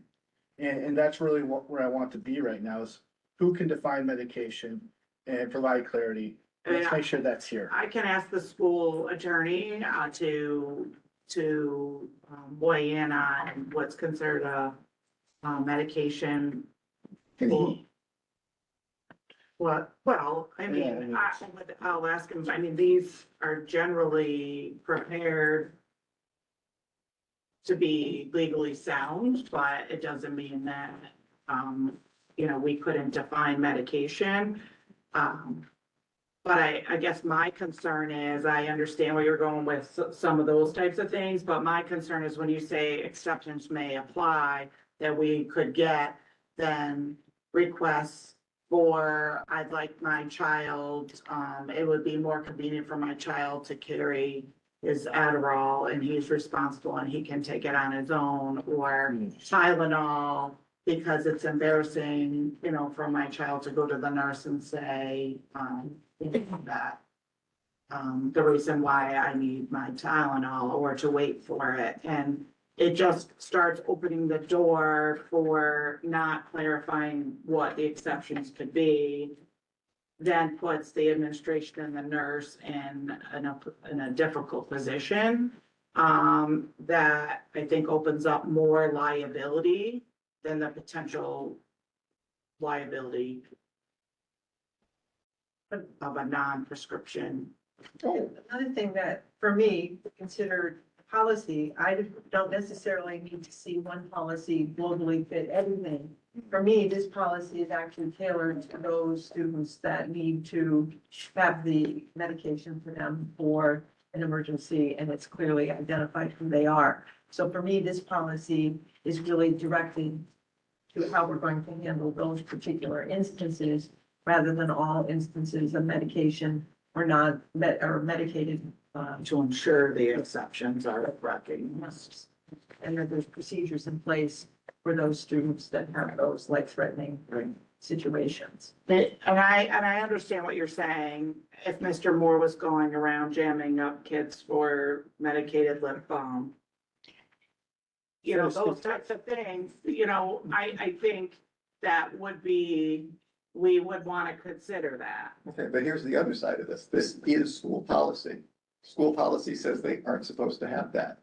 I don't know if that, I'll ask the attorney. Let's ask the attorney. I'm not sure that may fall under the definition, and I guess that's what we would want I to guess ask. that's the question. So let's do that for the second read. Sure. I'll ask him that. Appreciate it. Okay. So Because that's really your thing, is the non-prescription medication is what constitutes. What constitutes medication, I think is really the question. It can't be marijuana if they're not old enough. So it's anything over the counter, right? That they can purchase under the age of 18. Well, Not to bring- what does, I can purchase That- water, because right? many of our students might need some of this and not be 18. So I mean, we do, that's what it clarify. I know that when I read it, I've been looking for students that have asthma or Yeah. diabetes, or, those types of things. This is how to handle the medication. And I think that's what it's really for, is to make sure that they have access to the things that they need and they can carry them. Okay, well, we'll ask the attorney, just to see what his thoughts are, and we can bring it back to the policy committee and to the group for the second read.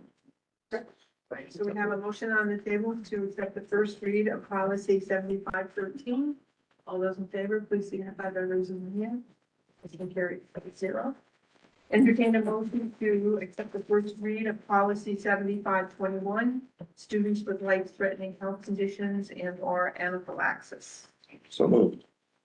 Motion by John, Second. second by Jen. Questions or concerns on this? All those in favor, please signify by raising your hand. Motion carried 4-0. Entertain a motion to approve the second reading of policy 5220, district investments. Actually, everything else last month, we moved to, adopt. We opened and looking to adopt it if everybody else is. These were just. Oh, right, Dates, because we were right? going to, I just wanted Yeah. to ask Rick Timms if he's fine with what we're doing. And I think that's something for finance committee. And Well, we're otherwise- going to have discussion, we need to have a motion. So, Open, well, for the second reading, then Tom wants to discuss it. John, and so we have a second. So moved. Jen? or second, Second, thank you. I'm sorry. So Tom, I'm fine with the policy. It's, just double check with Rick Timms because we're starting to utilize him more, and I think very appropriately, to just make sure he's clued in with aspects of our financial management. Well, I thought we talked about at the policy committee that we were omitting that We letter. were omitting it, and I did check with our external auditor after our meeting, and he said that's 100% correct. He was totally on board because it's not something he would ever recommend we do as well, so. I Oh, trust the our language. external I'm auditor. not worried about that. No, taking it out. Yeah, Omitting it as a policy? No, No, just just taking taking out that the one language, section right, about the just the hedging and derivatives type of section. Yeah. Yeah, was that was. section F, yeah. Letter N, yeah. Okay, so, So Tom is asking you to check with Tim's too to make sure he's okay. I was with removing reminding that, you that he doesn't think it's. You were gonna ask Rick Timms. no, that's not what, that's not, I think that's- that we can. That's fine. yeah, well, that's not what we had discussed. I just don't want to look on, if I'm gonna think I was not prepared, that's not what we discussed omitting letter F. Yeah, it's absolutely fine. Correct. So if you want, we can get more counsel, but I think Look, that was fine not with what you- You're fine with omitting Yeah. letter F and Correct. Absolutely fine. think we're good. I think we're all on the same page. all right, so right now, this is just a motion for the second Second read, so we can, we'll have the final We'll read. We can final final read and we can look at it next month. We can expedite it. Well, then we would need to amend the motion, so I'm just trying to figure out where people are. Do you want to do? Expedite. Expedited, okay, Please. then I will move the Amend the motion motion. to adopt policy, what is it? So wait a 5220, second. district investments, yes. Take a second. Oh, second. Second. I'm looking at, I wrote that down already. So we need to vote on the amendment. Yeah, we do need a vote on this. Waive, Yeah. John, make the motion to waive Waive the the reading. second reading and adopt. All those in favor? Favor of the motion, Fair of enough. the amendment? Motion carried 4-0. Policy is adopted. No, right, that's just to Okay. approve the amendment to the motion, then we have to vote again to actually adopt. We hadn't voted on the first. We made an motion, Right. then I proposed to amend the motion, we then have to vote on the amendment before we can then vote on the Okay, amended motion. okay, I Right. apologize. Oh, so So now we're voting to adopt as opposed to Okay, voting so to adopt this the is- amendment. to amend. You're looking really good for the policy committee, John. Two kids who have been partly pro, I have too much in my head. There's a reason they were state chefs. So now we have an amended motion on the table to waive the second reading. And adopt. Adopt, yes. All those in favor, please signify by raising your hand. Motion carried 4-0. Okay. Moving on to another adoption, entertain a motion to approve the following adoption of policies. Policy 1210, board members nomination and election. So moved. Motion by John, Second. second by Jen. All those in favor, please signify by raising your hand. Motion carries. Entertain a motion to approve the agreement between Salem Central School and the historic Salem Courthouse for the use of two buses for the lunch, learn, and play program from July 1 to August 29, 2025. So moved. Second. Second by Jen. All those in favor, please signify by raising your hand. Motion carries 4-0. Entertain a motion to accept the bus lease proposal from Ontario Investments Incorporated. The lease is for one 65-passenger Bluebird Vision bus at the rate of $438.38 per year for 5 years. So moved. By John, Second. second by Jen. All those in favor, please signify by raising your hand. Motion carried 4-0. Entertain a motion to approve the calendar of meetings for the 25-26 school year So moved. as presented. John? Second. All those in favor? Actually, Did you the have- only question in May, it's got a meeting on the 13th and then a meeting on the 20th to adopt. I'd be okay with doing that together if other people are all on the 20th. I think Is that the? some of the rationale was, I mean, we could not have that. It's just gonna be really busy. We're gonna have a budget Right. hearing at the beginning of May, then next week, basically a board meeting, and the week after that, another meeting. I mean, the whole spring was a thorough this past. spring. Yeah, no, Hopefully, that'll be at the, we can help. It's just a long Okay, right. night for people to be there till almost midnight and then to do a 3-hour meeting the next day. So, I mean, That's, lot of that's districts true, do if we're gonna that. have as many voters as we have. a lot of have this districts do year. do that. We could take that one off. It was just keeping with the Right. second, a lot of and there are some districts that just have the one after, so. We can also prove it and consider it when we get closer as to what we think it's have to look like and go. I just, And I also wanted what's to been point done that in the out. past is, there were quite a few board members, and so also in the past, if you think you're going to have, the majority of your board there, you could just, when the vote is finished. Do that night. Right, but it is, I think, good practice just to make sure Gina likes to go in and just double check her addition and all of those things so that it's proper. It's also good to have it really public, I think. That seemed a little less so to people to do it at midnight after we finish counting. Yeah, So- I like to go and see it with fresh eyes. So do you want to leave it or take it off and then add it back in? I think leave it like it is for now. Just- Right? You can always. I like the communication thing. It's something to have on everybody's radar, and if we get closer, we can talk about it. The other thing I would like to bring up though is March, if you could look at your March date. That Wednesday, Zach Eastman when we were in our calendar meeting, Zach Eastman would like to do the Pops concert on the Tuesday and Wednesday. So the question was, Do we wanna would go? the board be willing to do it Thursday? I need to attend the Pops concert soon.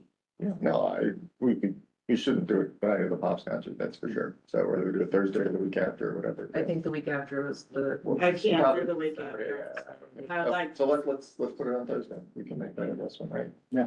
Perfect. Do we need to amend the motion to change that date or we could? We can just hold it, and just change it at the July meeting too. We could just I can make the change. approve, we'll make the changes and approve the calendar at the reorg meeting. Sounds good. So right now, we do So we're gonna skip. to accept what has been presented. And we will. Right.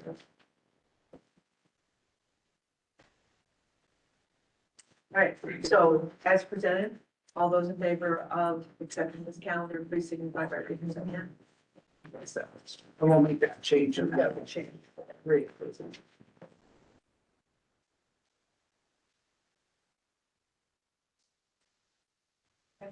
And so we have one additional item on the agenda for action.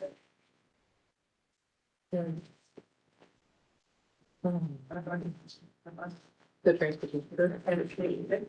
Entertain a motion to approve the transportation bid submitted by Durant Incorporated in the amount of $378 per day to transport one student from their home, St. Catherine's Residential School on Monday AM and return to their home on Friday PM.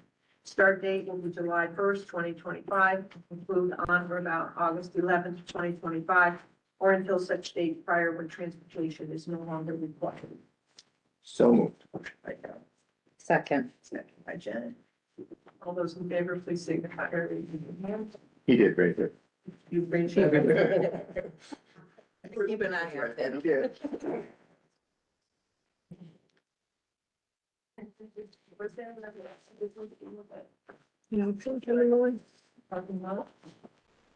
Oh, no. Right. Opportunity for the board to be heard very much. So as a, our end of the year celebration, I made some doing a Do you need a moment? presentation. You guys. I have something I want to say. So there's this individual, he doesn't have a name yet, but he was a bear. And the community loved him. And it was a distraction. It was something that over my trash. is not good. You know, we were tracking him and I think that it's a good moment to kind of reflect on simple things and how nice they are sometimes. And I think there's an opportunity for the school to capitalize on that, considering the fact that it's really hard to watch the news. So I thought the bear was a welcome addition to our school. For many, the SRO loved him, Officer Webster. So, but I think it's just a nice way to remember that we have a lot of good here, just hanging around. And let's make sure we promote it and enjoy it. And that's all I want to say. Almost ready. Okay, that's it. Okay. Since recollection. All right, here we go. So for my last board meeting, I wanted to do a presentation talking about my whole year as a senior. And then later my normal board news, you know, I was a little bit worried that we were gonna go past 8 o'clock and I wouldn't have even started yet, but I don't feel bad because we're not at 8 o'clock yet. This photo, I found it online, it's from the 2019 graduation, thought it was nice to have in the background. These are all the various topics that I'm going to be talking about tonight, all of my classes, AP Spanish, AP English Lit, Gym, Physics, Intro to Calc, History through Film, Government Economics, Senior Course, all the clubs, Drama Club, Film Club, Mock Trial, Math Club, Math Team, NHS, Yearbook, my concerns with the school environment, and then also my reflection as a whole. So let's get started. This is AP Spanish. As you can see here, we have various topics that we learned throughout the year, including the Mexican artist Frida Kahlo and all of her art, which reflected her life and her abusive husband, and also various other topics. We have a company called EcoBC, which is an electric bike company that basically gives out bikes around Mexico City to support a cleaner environment, as well as just generally a healthier lifestyle. On the side over here, this is my Duolingo profile that CFRON encouraged me to start. And now I have over 1,300 days on Spanish Duolingo. If you know Mrs. Gallagher in the Salem community, I have a friend streak with her. We're almost at a year now. And senior skip day, surprisingly, I have this photo because I was there. But this was the remaining members of AP Spanish, which was me, Anna Maxwell, Socrates Fraunhofer II, as well as CFRON, outside in front of the school playing some version of baseball with bowling pins and a small Nerf bowling ball that I brought to school because I figured it'd be fun to have on senior skip day. And then down there we have a hydroelectric dam, which powers, I believe, around 90% of Costa Rica with just one dam.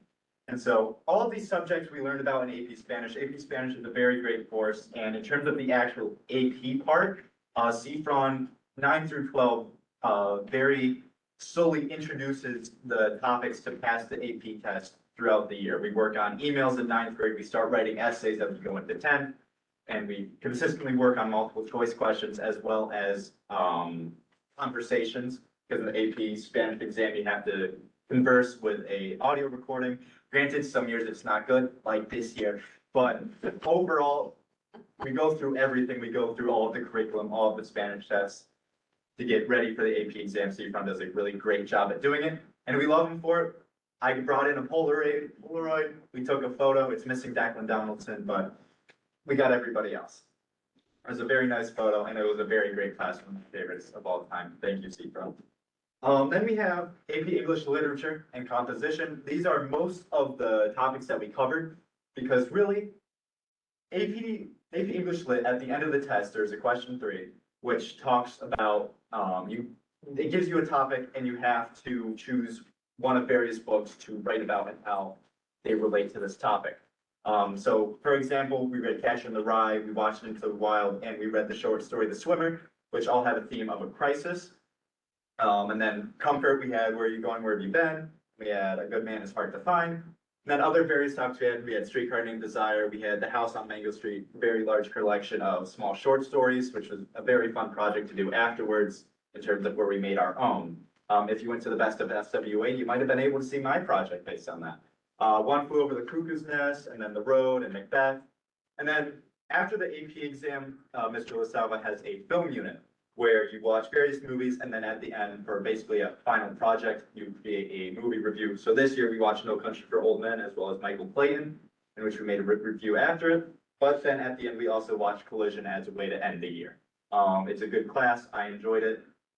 It's kind of hard to study for because it's English. It's just writing and it's multiple choice. So really, as long as you know those subjects, you should be fine. Gym this year. Gym this year was probably my favorite gym class of all of my years, 7 through 12. Not only because I had a majority of my friends in it, but also because it was a great group. Basically, everybody was participating. Everyone was playing the games. Nobody was just sitting in the corner and just kicking grass during soccer, or just anything bad. Everybody was participating. Everybody was having fun. And I'd also like to mention for the last few years, gym classes have done a collaboration with 4-H to do archery in the beginning of the year. Few days, 1 or 2 or 3 days, you go out there, you have experts with bow and arrows, and you just shoot at a target for gym class. It's nice to have all those options and all the games that Mr. Howenstein and Ms. Nestle provide. It's very nice. Physics, this was Miss Brown's first and unfortunately currently only year, but Miss Brown was able to connect with her physics class in such a great way that we all love her and we all had a great time in her class. Here we have Trudy Keith, White Byfield, and Side Keith Fraunhofer the second in the side. This photo was taken for an egg lab where we were supposed to throw an egg at this sheet here, and it wasn't supposed to break. But Wyatt Byfield, being Wyatt Byfield, found a way to make the egg break. And so that was he was the very first person ever to make an egg break on this quad. So got a picture and even signed it. Over here, we have Kennedy Jackson, Reagan Jackson, and Bengolia Hoagie working on one of the circuit labs where we had to connect various parts through batteries and voltmeters to make light bulbs go and see what their voltage was as well as their current. And then over there, we went on a class field trip to the Great Escape just a week before the senior trip. We learned about the physics of roller coasters. After the Great Escape, we had a small lab where we could do various math problems to learn them. It was optional, but it was still a fun trip. Nonetheless, it was a great group with everybody. And then up there, we have a planet poster. That poster was made by, I believe, Natalie Gallagher, Luke Miner, Luciana Eldridge, and Trudy Keith, where we looked at the gravitational mass as well as the gravity of various planets. That was one of the nicer posters, but it wasn't the poster that got 100 because my group got 100 because we actually put everything on it that we were supposed to have. Nonetheless, it was a fun time. And here's an example question. Throughout the year, we've been going through regents as well as learning our topics. We've been going over a lot of practice regents to get ready for our regents on June 24th at 12 p.m. Why did it do that? Why did it do that? Unintentional. So I'm going to talk about physics a bit more. Okay. So, but yeah, over the year, Ms. Brown worked really hard with all the students to support us and get us to learn what we need to know for the upcoming regents. She took it from Mr. Dalton. Mr. Dalton, I believe, was a good help to her in the beginning of the year. And now he's retired. And next, we're going to whatever physics teacher we have next. I believe we hired them at the last board meeting. So I'm excited to see where it goes. Intro to Calc. It's kind of hard to find pictures for a math class. But, we learned derivatives. We learned antiderivatives. It was hard. We learned a lot throughout the year, and it was Miss Connor's first year teaching Intro to Calc because it was taught by Mr. Dawn years prior. It was a bit confusing in the beginning. We didn't know where exactly to go, but by the end of the year, I say we had a solid stance on what we had to know for the final, which our final was yesterday. Personally, I think I did a good job. But not sure about the rest of the class. I believe Wyatt said he was a little bit worried at certain points, but I feel that we knew, as long as we studied, we knew what we needed to know for the final. And then, just as a nice thing, we watched this movie, Stand and Deliver, about a teacher going to a California school it didn't exactly have like the highest grade students, but he managed to get them to get all the way to AP Calculus and take that test, and they all got 4s and 5s on it, based on a real story. I suggest watching it if you have time. It's on Amazon Prime for renting. Film is history through film. This was Mrs. Perkins' second elective class over the last 2 years. She presented it at the board meeting. That was 1 year ago, sometime today. We watched various movies. The first movie we watched was World Trade Center, based on, of course, the 9/11 attacks. We watched Contagion, which was about an pandemic. Sound familiar? It's about 5 years ago. A documentary on the assassination of JFK. We also watched A League of Their Own, which was about women's baseball and women's sports as a whole and how they got introduced. Joyce Noel, which was about World War I and how for Christmas, two sides decided to have a ceasefire despite being told not to. And they all got together. They had a little mini Christmas celebration. And by the end of it, they couldn't go back to attacking each other. I'm gonna try not to say any more spoilers. Then we watched Casablanca and Life is Beautiful, which was about World War II and how it affected various communities. And then we also watched Cool Runnings, which was about the Jamaican bobsled team, but it turns out it was only 1% accurate to its source material. And then after every movie we watched, we had a assignment to do with it. For World Trade Center, we had to find a 9/11 survivor and write about their experiences and how they got saved from 9/11 and how it affected them afterwards. Contagion, we did a comparison between the virus and contagion and, of course, COVID. JFK, we looked at what was public for JFK and his assassination before the movie, and then we had a group conversation afterwards. A League of Their Own, we made a men's and women's sports timeline to see how different it was between them. Joyce Noel, we wrote about World War I and various characters from it. Casablanca, Life is Beautiful, we talked about World War II. We also watched Schindler's List, where we took a person from Schindler's List to analyze and see how accurate they was and all. And it was also like what we did for World Trade Center, where we had to see what they did after and who they were in there. And then Cool Runnings, we had to find an underdog team that was probably a bit more than 1% accurate. It was a great class, Mr. Perkins did great teaching. It was a nice group of 9 students. It was a very fun class. We had a lot of good times and a lot of memories that were made and very appreciated. So if I can get a show of hands, who has heard of the storm that is 8th period government? Mr. Moore, I know you have. No, nothing. No, it's not like you were called in, basically. No, never. Certain students. Anyway, government economics was taught by Mr. Jones this year, who was the long-term sub for Mr. Gork. In government, we learned about all of the different foundations of government, as well as the different types of government and how it affects us and what our civic duty is, in which we also had to vote or be eligible to vote to pass the class. And then we also had to do 10 hours of community service. All the students in the class did. It was nice to see that we were going out to the community more, even though it was a bit forced onto us, but it was still at least making the effort that can later lead us into more of our civic duty. And then for government, we had a project where we looked into a president and what they did, all of their different activities. I chose Grover Cleveland, first president to be elected for 2 different terms that weren't in a row. And then economics, we learned about, economics, all the economic systems. And by the end of it, we had to do an entrepreneur report for our midterm, where I chose, Larry Page, who was the co-founder of Google. And then for our final, we had to take a dive into what we would like to see our future to be.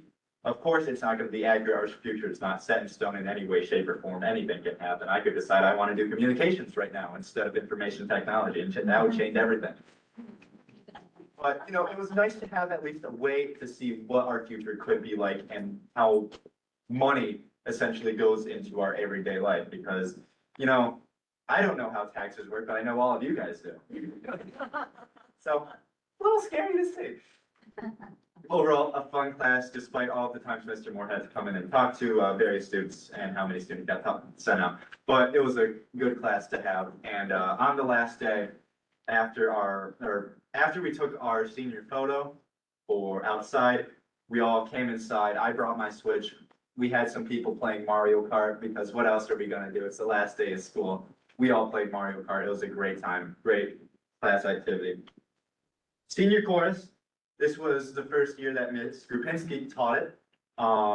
She hadn't worked with seniors before. She had only really worked with the junior high and elementary in her prior experiences, so this year was her first.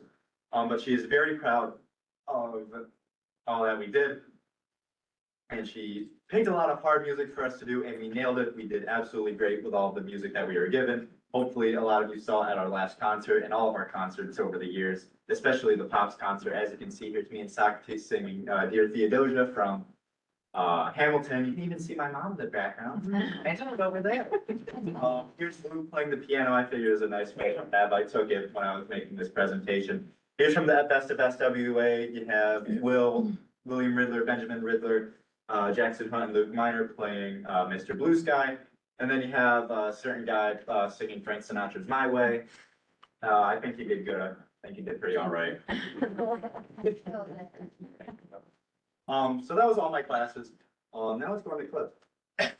Drama club this year was Groundhog's Day, as you know. We had a group performance in here for the December board meeting. It was a very fun production. I would like to thank Mr. Eastman, Ms. Grupinski, as well as Susie Thomas and Iris Rogers. They all worked very hard to give us to help make the production what it was. I would also like to thank Mari Barboza for giving us an after party for the play. You can see it. There's us. We had a lot of kids playing various musical instruments that are in their homes, and then we had a big group photo over here. Basically, everybody in the play. All the seniors are down here. Everybody helped out. Yeah, Natalie Gallagher and Socrates Braunhofer II backstage. It was a very great production. I look forward to seeing what Salem has next for Drama Club. Then we have Film Club. Film Club doesn't really get talked about in a big sense like this because Film Club doesn't really have a budget. It's whatever Socrates Braunhofer wants to do. But I think that worked out great. So for the first time, we had the Film Club Awards, Socrates' idea.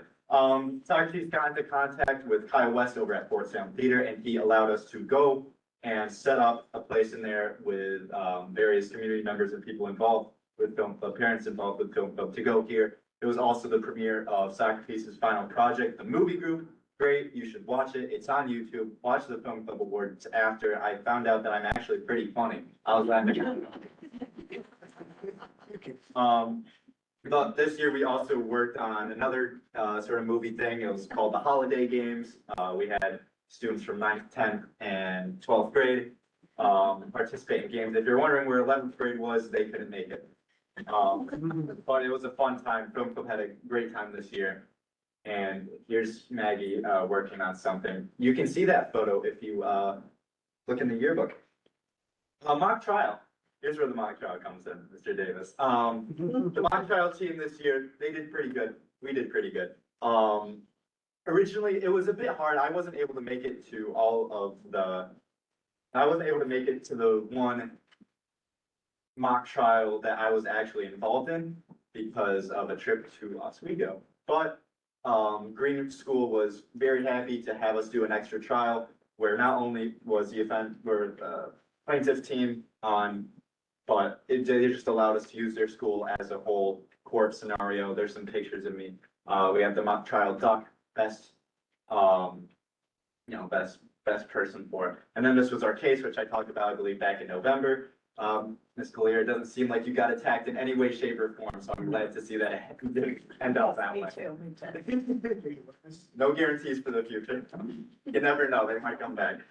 But my trial was very fun. I would like to thank Mrs. Perkins as well as Mr. Pontacloni and Tessa Georgeson, who all helped out, give us the strength we need to go on to mock trial. I forget how many wins we had. I think it was at least 2, but it was a fun time and we all had a lot of fun doing it. Math team I wasn't able to find a lot of photos for, so I wasn't able to make the best slide for it. I'm just gonna talk about it quickly. Mr. Fraunhofer, we had, I believe, around 5 different math team meets where we all, did math problems. We went to, I forget which, South Friends Falls School, I think it was, twice for the beginning and the finale. And then the top 4, 2 ties for first and then 2 ties for second. The top 4 people to get the most math problems was Declan Donaldson and Oliver Hagelin for first, and then Alyssa Grossbeck and Mason Hayward for second. It was a great time, and I'm glad that Mr. Fraunhofer is encouraging this, helps with math, 9 through 12, you can do it, please do it. Here we have National Honor Society, the cum laude chapter. I believe at the beginning of the year, we had about 11 members in, and I think now we might have about 17. We did the spelling bee, where we just all supported. You can see me and Socrates dressed up for the occasion, because we were the hosts, we were giving the words. It's a great time. And then we also helped out with Service Day, which went pretty well this year. And just generally, NHS was a great time. We also had, the annual Secret Santa Christmas party. Hunter Ricard stuck into that, even though he's not in National Honor Society, but it was a great time in general, and National Honor Society is a great goal to get if you are trying to reach something to achieve in high school. I would really recommend everyone try and go for what they can. Yearbook. This one's actually physical. Here's our yearbook this year. It came in, I believe, a few weeks ago. The cover was made by Natalie Gallagher from the senior class. On the bottom here, it has all sorts of people. I can see myself, I can see Socrates, I can see Mr. Eastman, Ms. Rupinski, Mrs. Fraunhofer, librarian, all sorts of different people, Mr. Fraunhofer, math. We all put, and personally, actually, one of my favorite pages you can see here. We dedicated the book to Mrs. Fraunhofer. It was, I believe it was pretty close to a unanimous, if not, it was a unanimous vote. And then you also have the administration page here, and we have a nice photo down here. Nice photo.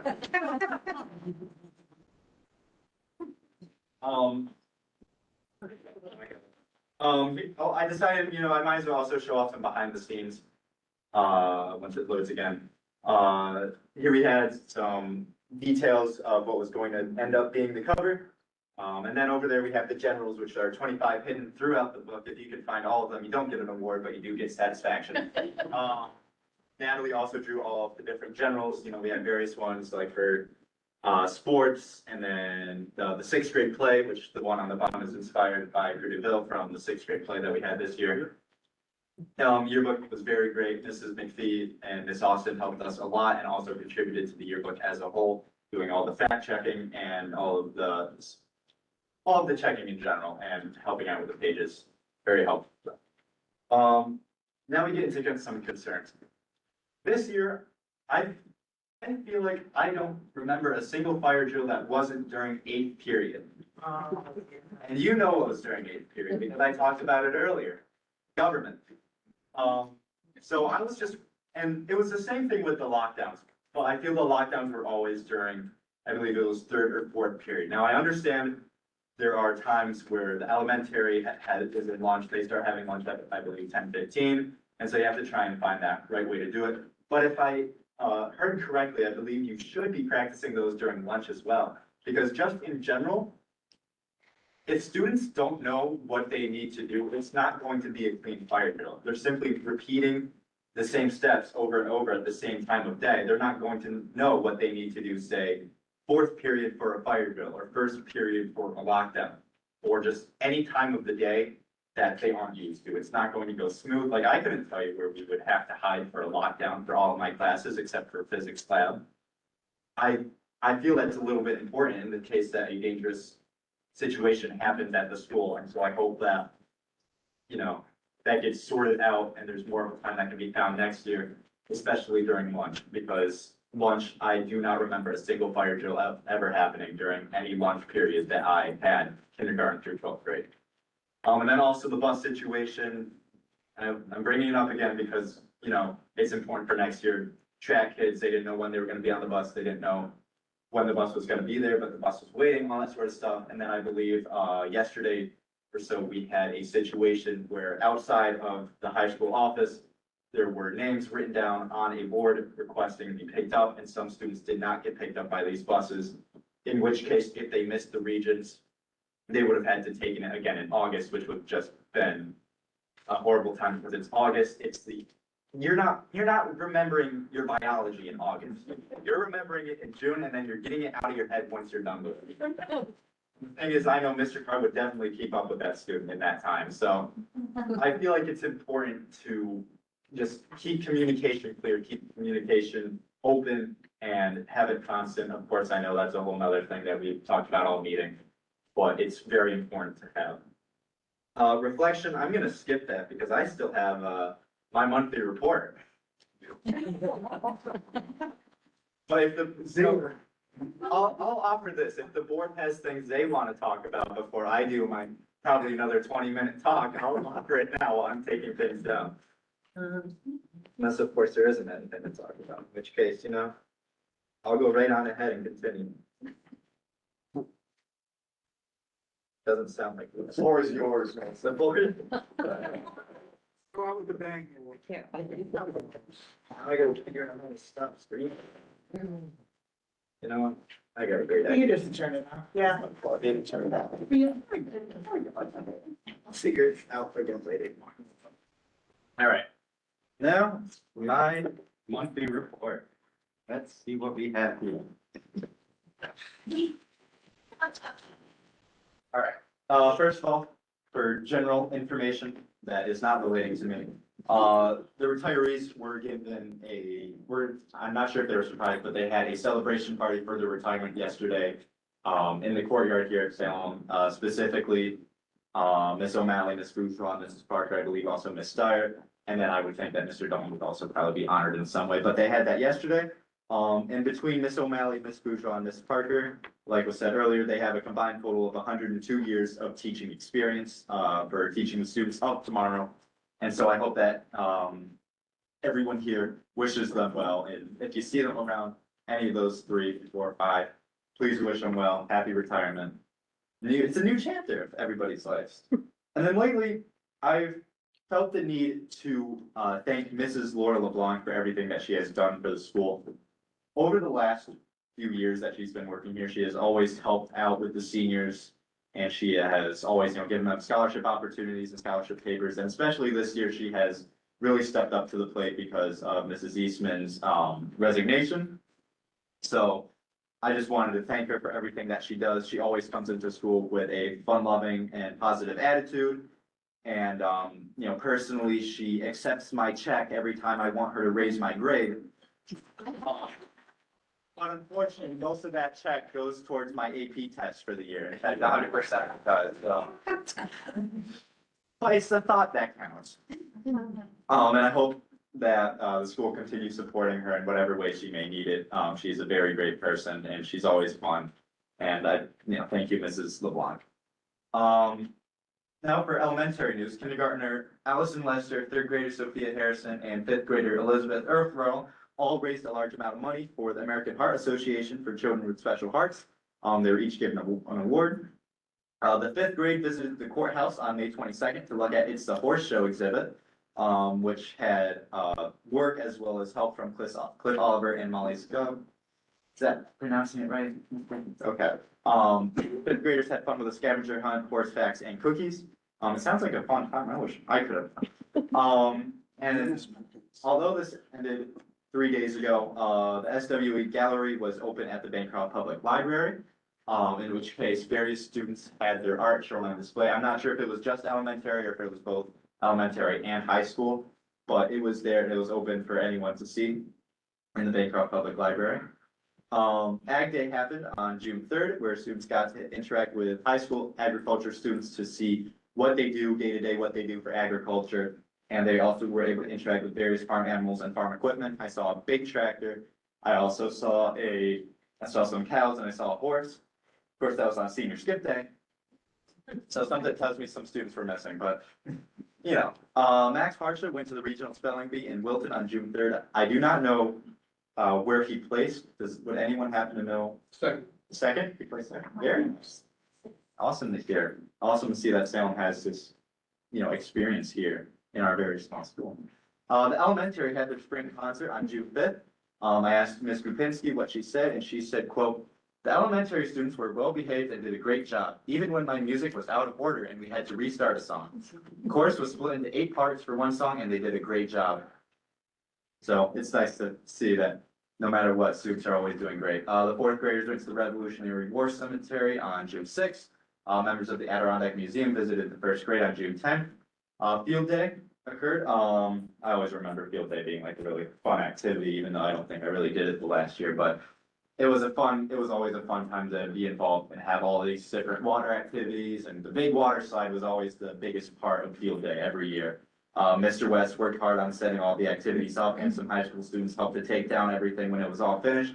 Whether they were there to help take things down or if they were there to ride the water slide, I don't know. But it always sounds like fun. Flag Day happened on June 13th, where elementary students and veterans enjoyed music and the honoring of the flag by the Boy Scouts. In high school, Service Day happened on May 23rd, and as a reminder of what Mrs. McPhee said from the last meeting, the 7th graders stayed at school. The 8th grade went to the courthouse and booked some kids' hands and dressed right up over there. The 9th grade worked all over town. The 10th grade worked at various fire departments and Evergreen Cemetery, and the 11th grade worked on Main Street. The seniors went down to Shushan, where we had groups all over. I was a part of the group that went to the Shushan United Methodist Church, where groups of us mulched and painted. And then when it was time for lunch, all the seniors got together with meals provided from U-Shacks, as well as many other snacks and desserts brought from various community members and at the Georgie. And then here at the school, there was like a high school field day sort of scenario. I'm not sure how that went because the seniors stayed at the Georgie and we instead played a big game of wiffle ball, joined by Mr. Frank Fraunhofer and Mr. Howenstein. It was a fun game. I mean, I didn't expect Sophia Keys to tackle Mr. Fraunhofer, but she did. He was mowed down. Like she moved her shoulder down. She was ready. But it was a fun time. And then we came back and ice cream was served at the school. It was a fun time. 7th and 8th grade students visited SUNY Adirondack on May 27th to participate in the Let's Go STEM. They visited many workshops and learned about various topics, including nursing, DNA extraction, and aquatic ecosystems. I already mentioned it before, but Miss Brown's physics class went to the Great Escape on June 5th. I would like to thank Miss Brown and Miss Austin for accompanying us on the trip, so we wouldn't be alone, and then the spring concert for junior and senior high happened on June 12th. From my own personal perspective, it was a great concert for both junior, senior bands and choruses. And then to also say from Ms. Rupinski, quote, "The junior senior concert was wonderful. I cried because I'm so proud of the seniors for being so involved and successful in the music department. Both of the choruses did very well and I was blown away by how amazing the band sounded. It was wonderful and made me a proud music teacher." With the help of the Salem Booster Club, the class of 2025 was able to go on a senior trip to the Great Escape in Queensbury. We had a lot of fun on the first day. Once we got there, we were in the park all day. And then at the end of the night, we had bingo, where the seniors could win various gift cards as well as college essentials, such as, dorm essentials.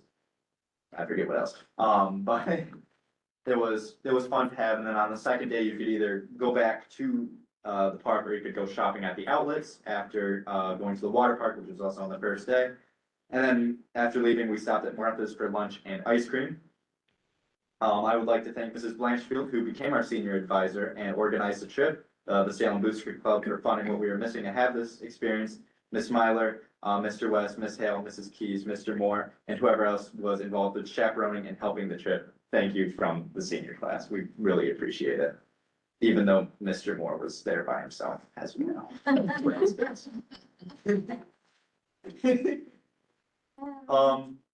Before we go into the sports section, which actually is small this time, I would like to take the time to mention where all of the seniors are going after they graduate. I could very easily just say where the top 10 is going, but I feel we need to mention the whole senior class of everybody that I know. Going in alphabetical order, Meg, where's Ethan? What's Ethan doing after he graduates? Ethan, goes his graduation this Friday, at the Civic Center for the kids that are in BOCES, and he's graduating with a certificate in heavy equipment and he's entering the workforce. Yeah. Declan Donaldson will be going to Skidmore College for business and economics. Wyatt Fifield will be going to SUNY Cortland for geographic information systems as well as the Air Force ROTC, and he will be playing in track and field. Socrates Fraunhofer II will be going to Savannah College of Art and Design for film and television. Placing fifth, Natalie Gallagher will be going to the School of Visual Arts for comics. The salutatorian, Alyssa Grosbeck, will be going to Boston College for clinical psychology. Placing seventh, Mason Hayward will be going to Siena College for information technology. Placing third, Magnolia Hoagie will be going to Hudson Valley Community College, and later Rensselaer Polytechnic Institute for environmental engineering. Ava Holmes will be going to Hudson Valley Community College for radiologic technology. Placing fourth, Reagan Jackson will be going to SUNY Cortland for secondary mathematics education. Placing ninth, Sophia Keys will be going to Western New England University for athletic training, and she will be playing Division III softball. Placing eighth, Hunter Kenyon will be going to SUNY Potsdam for graphic design and new media. Our valedictorian, Anna Maxwell, will be going to Chile as a foreign exchange student under the Rotary. And then when she returns, she will be studying at Cornell University for animal science and dairy management. Placing sixth, Luke Miner will be going to Crane School of Music for music competition. Eden Patrick will be going to SUNY High for veterinary technology. Hunter Ricard will be going to SUNY Adirondack for computer science. And placing 10th, Patrick Sartell will continue his employment at BDP Industries. Sports. The Lady General, I believe, won against Argyle in Section 2 Class D finals. And at this game, Sophia Keys was awarded with the Capital District Softball Umpire Association Neil Palmer Award, as well as being recognized as the Adirondack League MVP. And then what I have from track sectionals, Fifield took second for pole vault. The 4x100 meter boys relay team finished first. The 4x400 boys meter relay team finished second, and the boys team finished fifth overall, and the girls 10th overall. I'm almost done. I have futures, and then I have a final. The final schedule for the rest of finals week, this week and next week. June 20th is the U.S. History Regents, 7th grade science and 8th grade science finals in the morning, and the Earth Science Regents and the Global 1 final in the afternoon. June 23rd is the English 1, English 2, and Spanish 8 finals in the morning, and the Spanish 3 final in the afternoon. June 24th is the Chemistry Regents in the morning and the Physics Regents in the afternoon. And the last final is June 25th, which is the Algebra 2 Regents in the morning. School is closed tomorrow for Juneteenth. There is a Cambridge-Salem football recruitment get-together on the 20th at 6 p.m. There will be 7-on-7 tug of war and more. Preschool graduation is on June 25th at 9 a.m. The 6th grade moving up ceremony is on June 27th at 9 a.m. The last day of school for elementary students is on June 27th, which is a half day for elementary. The graduation ceremony for the class of 2025 is on June 27th at 7 p.m. I hope to see you guys then. Salem Summer School starts on July 1st, and the next board meeting is on July 9th.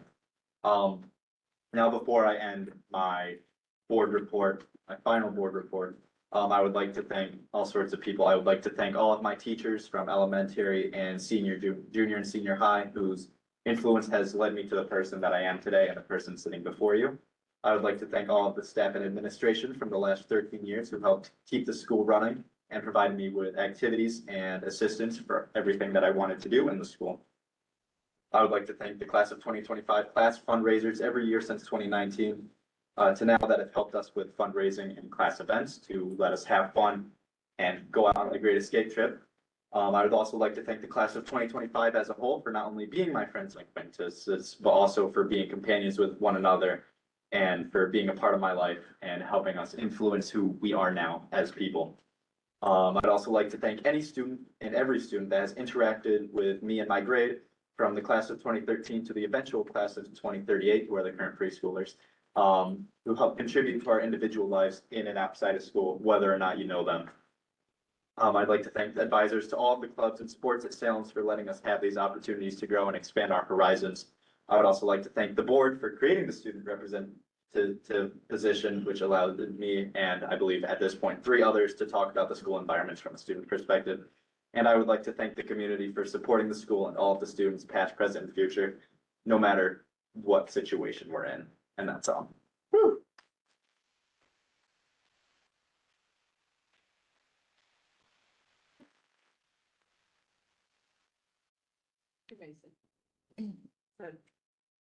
Nice walk down memory lane. Yeah. Thank you. So Mason did cover all of our upcoming days. Tough act to follow. So we'll open up the meeting for public comment. If there is anybody who has a question or concern that they would like to share with us, you come to the podium.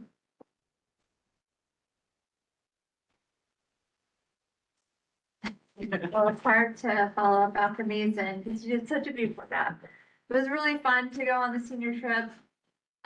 Miss Blanchfield did an amazing job. I just have to tell you, she organized everything on a dime. That woman can squeeze money out of everything. It's pretty amazing. But she had a lot of sleepless nights going into that to make sure it was right for the seniors, and I really appreciate her. It is hard to say goodbye to Miss Core and Miss Brown. I was in both their classes this year. Probably some of the highlights quickly, each student gave their own commencement address, the seniors that were in there. And it was funny how many really teared up. Just the reality of coming to an end and a beginning. And that you won't walk the halls with these people again, really. This public school is very unique in its ability to bring people together. And so it was and it was really, really endearing to watch. You know, you're only going to hear a couple addresses at graduation, but I got to hear from 14 what they would say in a commencement address, which was very powerful. Also, I took business math with Miss Brown, and it was amazing. I learned all kinds of stuff. I went from, I'm in the process of going from dual people handling the finances to just me handling the finances of my own home. And it was very helpful for me to be like, okay, I'll take that budgeting PDF, that program, sure. So many different things that she taught us, from taxes to dividends and bonds and insurances. And I was just so impressed with all that the kids were taught this year. Things that I wish I was taught as a senior, they were taught, and that was amazing. So I do like that business math class is amazing. So if you get to keep that in the loop, it was a great class for me to be a part of. I just want to thank Mason and the seniors. They're really a great group of kids, and they are the most diverse group of kids. It was great to see them like being there for each other, and when they dive off and fly through the air at Great Escape Station, they're cheering each other on, which was just such a highlight for me. Like, my heart really needed that weekend, and it was great to see everyone supporting each other. So I appreciate you guys as a board and what you do to bring good things to pass here. Thank you. And just a quick question, the moving up ceremony, I thought was on Thursday, the 26th. Not Been over 27th. the 26th. 26th. I want to make sure. It changed, yes, Okay. that is correct.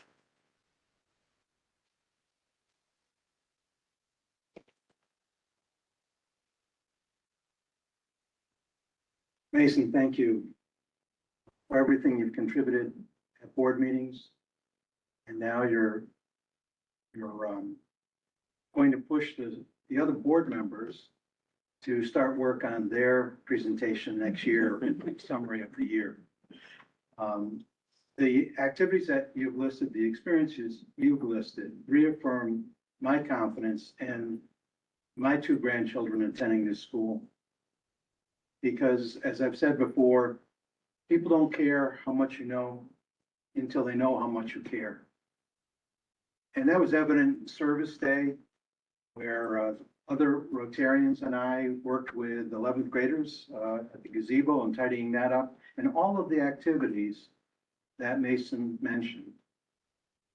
And as I had said at a previous meeting, the board is involved with dollars and data, and those things are very important. But Mason reminds us of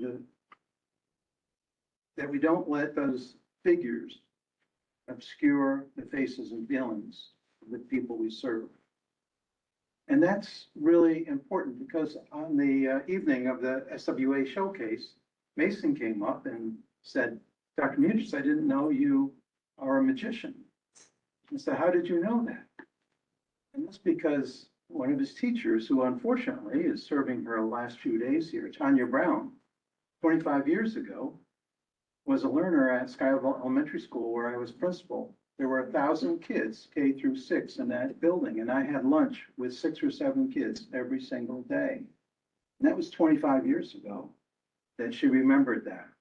And so it's a reminder to all of us to demonstrate that care and compassion.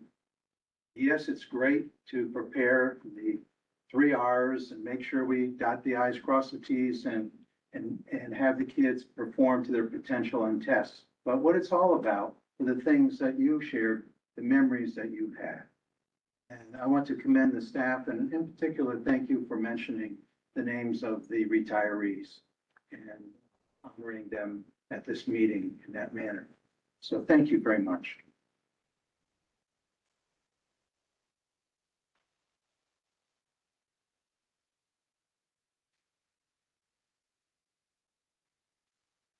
Are there any additional comments for the board? Thank you very much. At this point, I'll close the public comment session. We have the So, employment, so basically. and we do have a need for an executive session. I entertain a motion to move into executive session for the discussion of the employment history of a particular person. So moved. Motion by John, Second. by Sharon. Usually it's two persons. Oh, two persons. Thank you. Persons. Persons. Will there be any action afterwards? Number action. All those in favor, please signify by raising your hand.